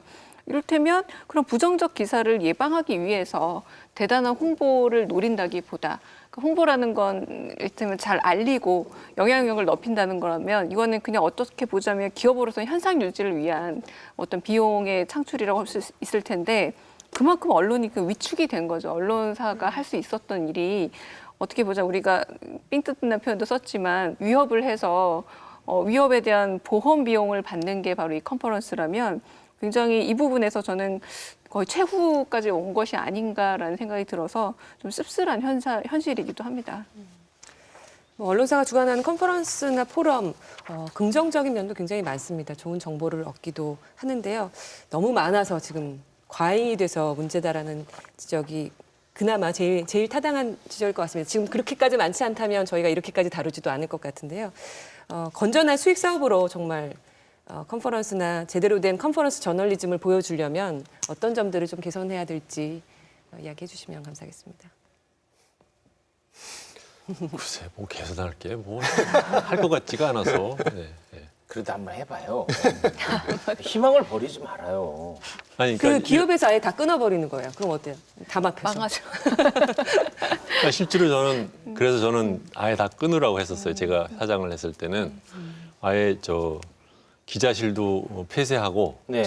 저희 회사 건물에 그 금감원 맞은편에 있었기 때문에 기자실도 있었는데 가보니까 뭐 그냥 그 자기들끼리 말하자면 이제 여기도 갈 데 없으니까 쓰는 거잖아요. 그래서 그것도 왜 우리가 그걸 내냐. 그러니까 폐쇄하고 일체 협찬이나 광고를 이제 하지 말아라라고 했는데 나중에 알고 보니까 이제 그 재무 담당하는 부사장이 저한테는 얘기를 안 하고 이제 결제 한도가 있으니까 짜잘한 돈은 조금씩 썼던 것 같더라고요. 근데 글쎄요, 이게 반복해서 말하기 때문에 좀 지겨울 수 있어요. 뭐냐면은 그 구조를 빼놓고 자꾸 기자를 얘기하거나 윤리를 말하면 그것은 이제 백년하청이고 혼자서 말하자면 노래 부르다 끝나는 거랑 비슷해요. 그러니까는 사실은 이러한 얘기를 하는 것이 의미가 얼마나 있을까라는 회의를 하면서도 굳이 말을 하라고 하면 근본적으로는 과잉 공급되어 있는 미디어 산업이 자기들끼리 알아서 어쨌든 간에 건전한 방법으로 살아날 것을 기대하기는 어렵다. 시장 원리가 누군가를 하나씩 그 취약한 기업체를 무너뜨리면서 정리가 될 수밖에 없을 거라는 생각이 하나 들고 두 번째로는 이러한 문제를 소비자들이 이미 알아요. 그렇기 때문에 우리나라가 언론에 대한 신뢰도가 뭐 제일 낮은 나라가 된 거 아닙니까? 그거를 언론인들이 몰라서 뭐 지금 그러고 있겠습니까? 이거 역시 결국은 하나씩 그 아까 말씀드린 것처럼 인사이더들의 그 소위 말하면 근친상간에 가까운 이 사회 구조가 바뀌는 과정에서 이것이 개선이 되는 것이지 이렇게 뭐 소위 말하면 저널리즘 톡쇼에서 창피 좀 몇 번 든다고 해서 벌써 지금 1년이 지났지만 저번에 한번 제가 얘기했죠. 효능감. 효능 없을 거예요. 네. 근데 저는 그럼에도 불구하고 우리가 뉴스 앵커 얘기했을 때 앵커가 바뀐다고 뉴스 시청률이 올라가는 게 아니고 신뢰도가 회복되는 것은 아니다라는 얘기는 거꾸로 말하자면 역시 언론사는 기사, 콘텐츠로 그 원칙으로 돌아갔을 때라고 생각을 합니다. 그러니까 업계의 위기라는 것, 언론사의 위기라는 것, 종이신문의 위기, 그리고 기존 정통 레거시 미디어 위기라는 건 부인할 수 없는 현실이긴 합니다만 저는 엉뚱하게 아까 편집권과 경영권의 분리를 얘기하면서 작년에 굉장히 화제가 됐던 영화 더 포스트가 다시 생각이 났어요. 거기서는 정말 경영자와 편집자가 두 사람이 어떤 내용을 실을 것이냐, 이걸 실어도 되느냐 마느냐라는 언론에 대해서 우리가 가지고 있는 가장 이상적인 모델로 서로 고민하고 다투고 그래서 자기 정체성을 찾아가거든요.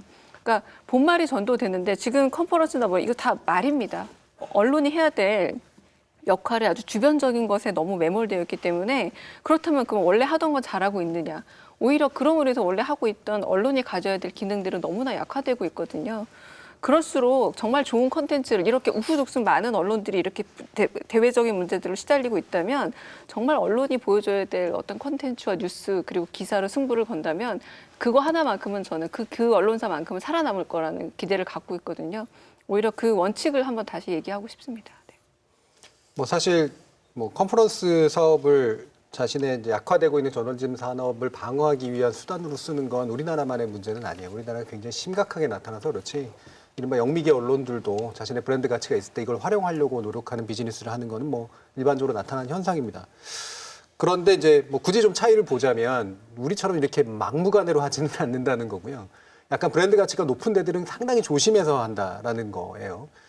예를 들면 대표적으로 뉴욕타임스 같은 경우에는 자기 신문이 가지고 있는 신뢰도가 어쨌든 자신의 생명이라고 하는 걸 명확하게 알고 있기 때문에 자기 신이 하는 컨퍼런스의 수나 양이 지나치게 늘어나거나 그걸 통해서 사실은 불투명한 돈이 흘러들어오면 결국은 자기 목을 옥죄는 일이다라고 하는 걸 명확히 알기 때문에 기본적으로 이게 어떤 이해관계를 가지고 있는 것인지를 투명성 보고서를 통해서 이제 공개하는 이제 그런 방식을 택하고 있어요. 그래서 이거는 뭐 기본적으로 좀 브랜드 가치가 높은 언론이 컨퍼런스 비즈니스를 하더라도 의미 있게 하는 뭐 사례라고 이제 볼 수가 있겠죠. 우리나라 언론이 얼마나 그걸 할 수 있을지 모르겠습니다만. 그리고 아까 이제 주진영 선생님 말씀해 주셨던 구조의 바뀜을 우리가 얘기하지 않고서는 뭐 사실 이 부분은 논의하기가 굉장히 어려운 건 맞는데요. 대표적으로 워싱턴 포스트 아시겠지만 아마존에서 인수됐잖아요. 파이낸셜 타임스 영국계 제일 사실은 수익성도 높고 잘 나가는 경제신문 일본계에 의해서 인수됐습니다. 가디언은 업저버 인수하고 난 다음에 사실은 원래 그걸 만들었던 창업했던 창업주가 돈을 더 외로 더 출자를 할 수밖에 없었어요. 뉴욕타임스 같은 경우는 그나마가 가장 나은 이제 그런 형태인데 이른바 이제 혁신보고서라고 하는 걸 만들어가지고 실제로 우리가 어떻게 좋은 내용을 만드는 것 동시에 잘 비즈니스 해야 되는 것인가를 굉장히 터놓고 이야기하기 시작을 했어요. 기자들하고도 함께. 그러니까 즉 기사 생산 단계에서부터 우리가 비즈니스를 이해하지 않으면 안 된다. 광고를 쓰라는 얘기가 아니라 어떻게 언론 비즈니스가 돌아가는지에 대한 명확한 이해를 가지고 기사를 쓰지 않으면 안 된다라고 하는 이야기를 할 정도입니다. 그러니까 우리나라 언론이 사실 이 정도의 어떤 뭐 구조 조정의 어떤 대상이 된다거나 아니면 브랜드 가치를 최대한 높이기 위해서 노력할 수 있을지 모르겠지만 적어도 저는 이름난 언론사라든가 메이저라고 불리울 수 있는 언론사들은 이 부분을 자기의 신뢰를 허물지 않는 방향으로라도 뭔가 활용할 수 있는 어떤 모범적인 사례들을 억지로라도 만들 필요가 있다라고 생각을 해요. 오히려 뭐 투명성을 먼저 제시하고 나서는 그렇죠. 언론사가 정말 권위 있는 언론사로 우뚝 설 수 있는 기회가 될 수도 있습니다. 누가 먼저 용기 있게 하느냐의 문제가 될 것 같습니다. 오늘 이 남하고 있는 언론사 주간 컨퍼런스 포럼의 문제점을 좀 들여다봤습니다. 이지은 기자 오늘 취재도 오자마자 하고 출연됐는데 어떠셨는지요? 아유, 첫 토크쇼 출연이어서 많이 긴장을 했는데 앞에 우리 주진영 대표님이 너무 흐뭇하게 쳐다보셔서 계속 긴장이 좀 많이 풀렸고 그래서 이제 좀 말 좀 할 수 있을 것 같은데 끝났습니다. 네. 그 못다한 말, 취재한 내용 중에 꼭 이 얘기는 해야 되겠다 싶은 이야기들은 하고 가셔도 됩니다. 아니요, 없습니다. 주진영 빨리 대표님, 끝내고 싶었죠. 주진영 선생님은 오늘 오랜만에 저널 토크쇼 제이 나오셨는데 뭐 허무하게 또 이렇게 결론을 내주셔서 저희 다 그러고 있거든요. 이게 해도 안 되는 건가 항상 그 고민을 하고 있는데 거기에 또 그렇게 콕 집어서 얘기해 주셔서 마음이 굉장히 아픕니다. 오늘 오랜만에 녹화 참여하셨는데 어떠셨는지요? 오래간만에 참여해서 어땠느냐? 매너리즘에 빠졌느냐? 예, 뭐 말씀드렸듯이 이래요. 그러니까 말하자면 이게 참 잘 살려고 할 때 힘든 것이 잘 살지 않는 사람한테 아무리 말해봤자 그 사람이 바꾸려고 안 해요. 그리고 도리어 그 사람이 더 잘 살아. 그러면은 잘 살아야 된다고 말하는 사람이 이제 나중엔 지치는 거죠. 그러니까 우리나라 사람이 많은 경우가 잘못된 거를 몰라서 그러는 게 아니라 말해도 안 고쳐지기 때문에 나중엔 지치는 거예요. 그러면 그럼 니들끼리 알아서 해. 나는 좀 빠지겠다라고 되는 거거든요. 그래서 근데 이제 저널리즘 토크쇼도 시작은 그동안에 안 했던 시도를 했기 때문에 이제 시청자들한테 뭐 참신하다 이런 얘기를 들었을지 모르지만 계속해서 반복되는 거를 지적하고 보도를 한다고 해서 이것이 이제 그렇기 때문에 바뀔 거라고 기대를 하고 했다면 그건 순진한 거예요. 니들이 찔겨? 그러면 우리도 찔길 거야. 라고 하는 수밖에 없어요, 이런 건요. 갑자기 도전의식이 생기는데요. 주준영 선생님 오랜만에 나와주셔서 감사드리고요. 이지은 기자 고생하셨습니다. 감사합니다. 수고하셨어요. 저널리즘 토크쇼 J 오늘 준비한 내용은 여기까지입니다. 이 방송 KBS 1TV, 마이케이, 웨이브, 유튜브 그리고 페이스북을 통해서도 만나실 수 있습니다. 언론의 관행은 여러분이 바꿀 수 있습니다. 다음 주 또 일요일 밤 9시 40분에 찾아뵙겠습니다. 고맙습니다.